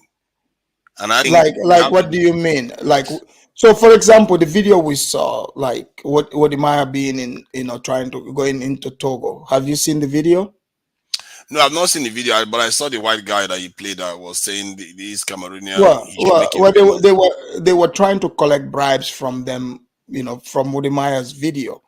So yes. Like Judah is saying here that on the Togolese side, they were speaking in French, and they totally, they believe that the Black Americans that came, even though they are. I said on one panel, not on that video, on one panel that I watched, where the Togolese were saying that African Americans are coming in, getting everything in Ghana, paying all these visa, huge sum of money, and they want to get into Ghana for free. That doesn't make sense at all. Because Ghana is making all this money, but why should Ghana let people in and Ghanaians? And these people are not Ghanaians. If it's Ghanaians, what does it make? Stop with all that talk. It doesn't make any difference. In the end, it's like I said, all these are symptoms of people that don't have resources. They want to compete with each other for resources. Okay. So let's say, like Judah here is saying, those people are not citizens. If this is what those Africans are saying, to me, that's wrong, because those people are citizens of that country. So if they are citizen of Ghana, that makes them a citizen of ECOWAS, right? Yeah. Okay. So, but the grannies weren't the only ones they were trying to extort. Even Wode Maya himself. They try to extort me. We've all had that experience. It doesn't mean that the borders are closed. They try, even Nigerian, this in a customs official is asking for money. So it's a sliding scale here. They ask you for money everywhere you go in Africa and So in what is the solution? like I said, the solution, we have to stop the bleed. We are bleeding. Our people are working every day. We are not getting any richer, and because of it, people get desperate and they do everything to get a lot. They make ends meet. That is what is going on. It's not because we are inherently corrupt. That's if you look at the corruption this index, international index, it will tell you. Look at the countries that are at the top. They are all relatively well off. The poorest ones, the African country like Ghana and this in that shows up. I think Rwanda showed up at 50 something, or I think 50 something. And Rwanda doesn't even have any natural resources. The only African country that has the natural resources, that showed up first was Ghana, and that was around 70 something. But how do you explain the corruption that the Cameroonian official, right? It is showing because they are a poor people. If you look at the countries but that that's an excuse. It's not an excuse. The guy is employed by the government. He's receiving salary. So like, why the do they want? Guy did not have a visa. This is the thing that you fail to understand, Afridamus. This white guy is extending Nigeria into Cameroon. Hold on, Jude. Can you stop?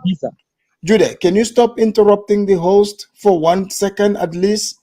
I understand you want to get it in, but allow me to ask Tunaja the question. This is his time.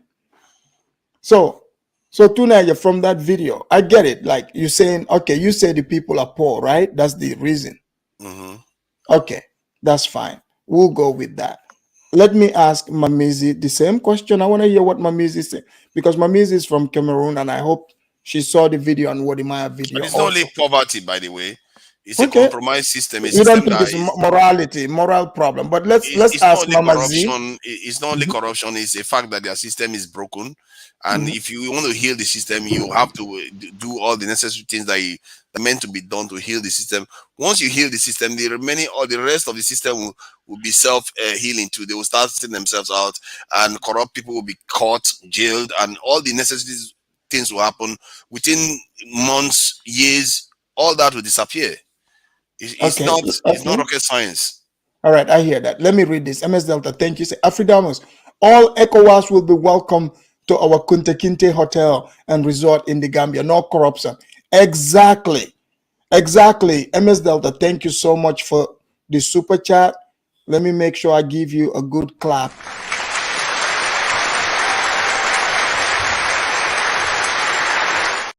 Thank you, MS Delta. Okay, Mama Z, welcome to the Afridamus report. Mama Z, what do you want to add onto these corruption videos that we are discussing here? Yay to me. Thank you. Can you hear me well? Your audio is crackling. Can you fix your audio? Is it better now? Yes, it's still got a little crack, but it's much better. Okay.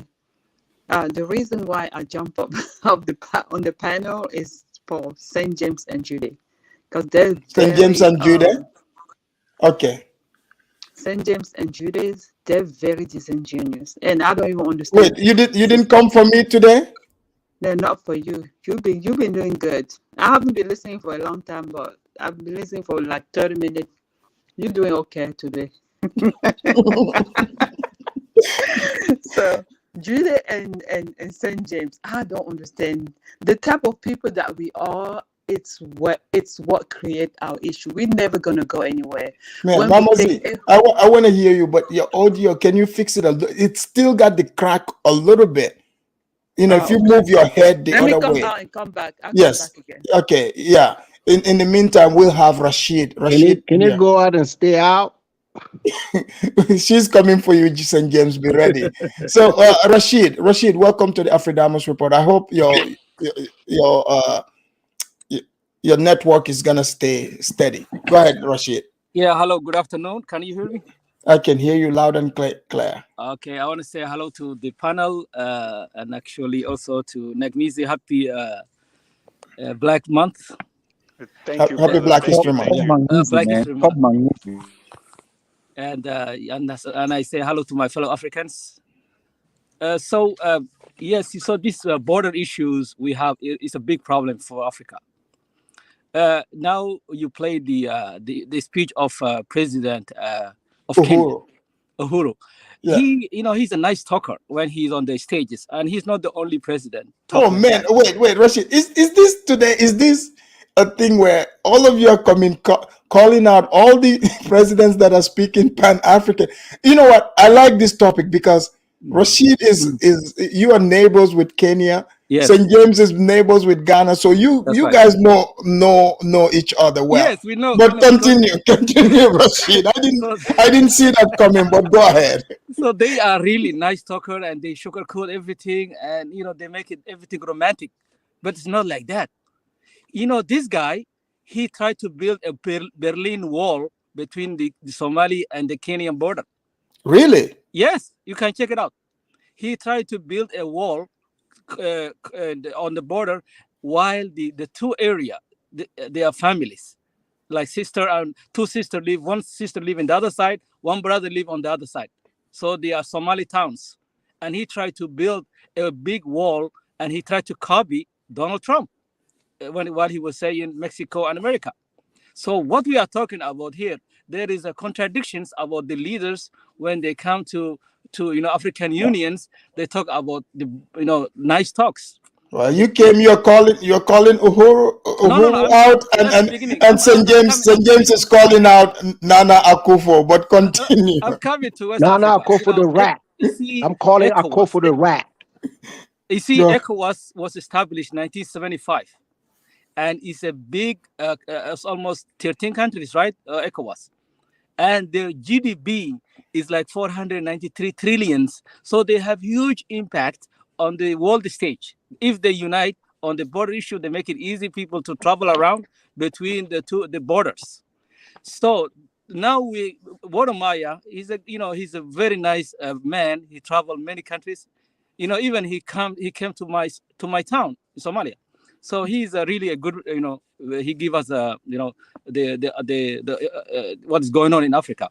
So in this case, the problem now we have in the borders, the people who suffer is the poor people, not the rich people. The rich people, they travel, airport to airports.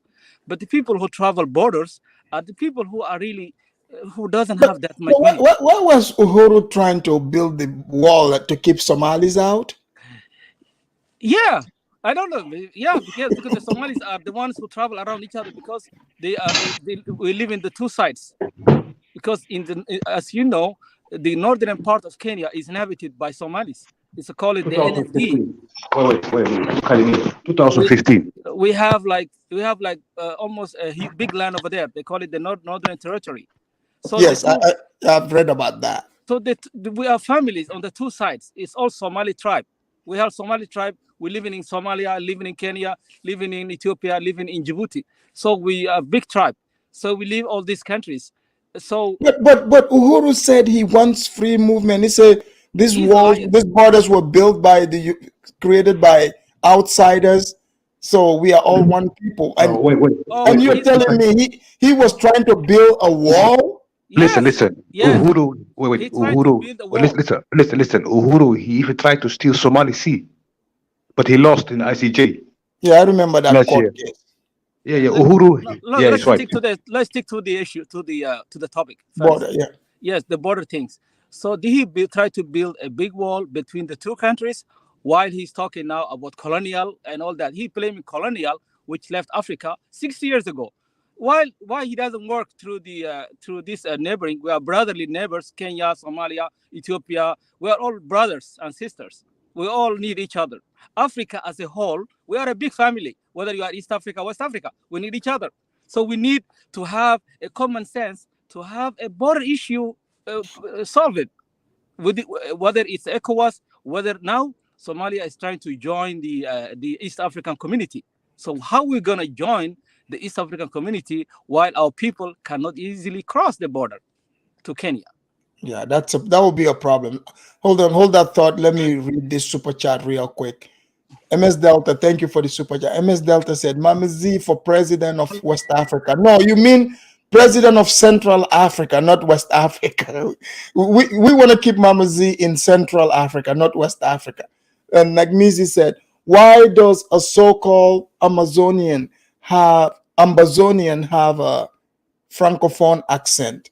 Thank you guys for the super chat. Let me thank you guys here properly. And then Rashid, hold that thought. After we'll have Mama Z, then we'll go to Havila, who just stepped in the house. Thank you.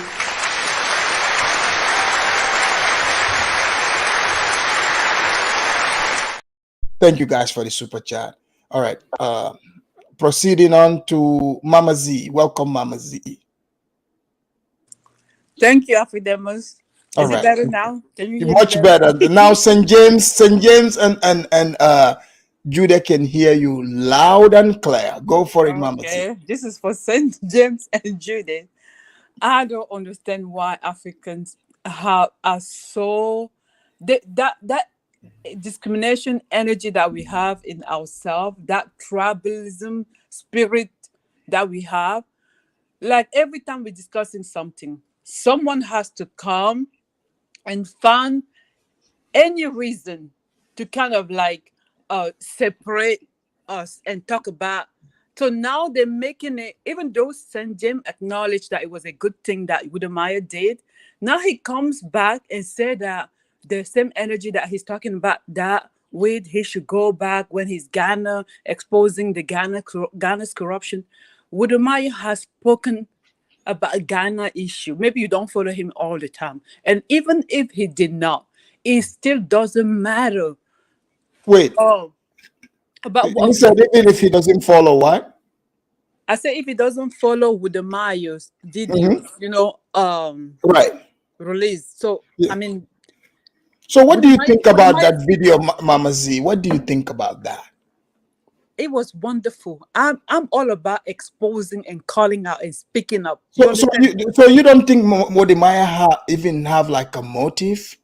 For what? You guys St. James was saying Afridamus, it's possible. While it's still fresh, right? While it's still fresh, right? As Mama Z speak, I want the links of the video where Wode Maya talk about the corruption in Ghana with the visuals. Exactly. Not the conversation, Exactly. the visuals. Listen, with the way he fought, Mama Z, he should go and fight his I will let you officers speak. in Ghana. Has he Drop ever the done that? links of the videos where Wode Maya talk about the corruptions in Ghana with the visuals, the same kind of visual he had for Togo. I would love to see it. Exactly. If I see it, I would come here and stand corrected.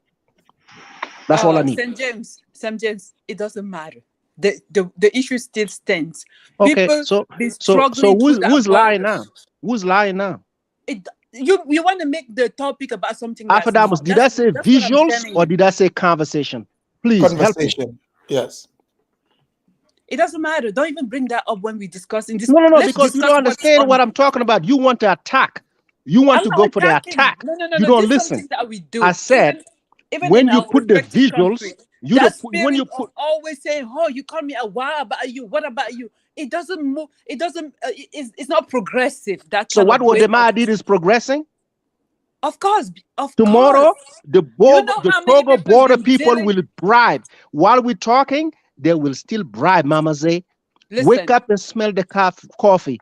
The videos that Wode Maya St. James, how can you St. James though? How can you be against something when somebody's calling out wrong? I think I'll support Mama Nzemi in this one. I think you're making somebody's calling out wrongdoing. You're saying spoke on it already. St. James, wrongdoing in his own country. Why is he making it a big deal in Ghana? Making this thing about you can call wrongdoing out anywhere. It doesn't matter.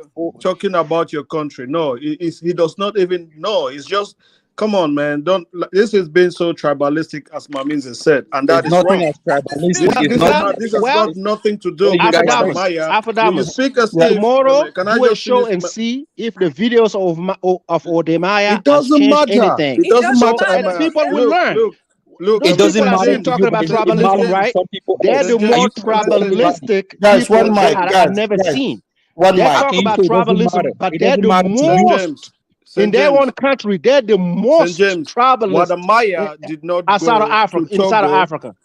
Wode Maya did not go to Togo expecting people to treat him bad and he should take a photo, a video of them. He was not expecting that. You don't know what you're talking about. You want to listen. I'm not going to think like you.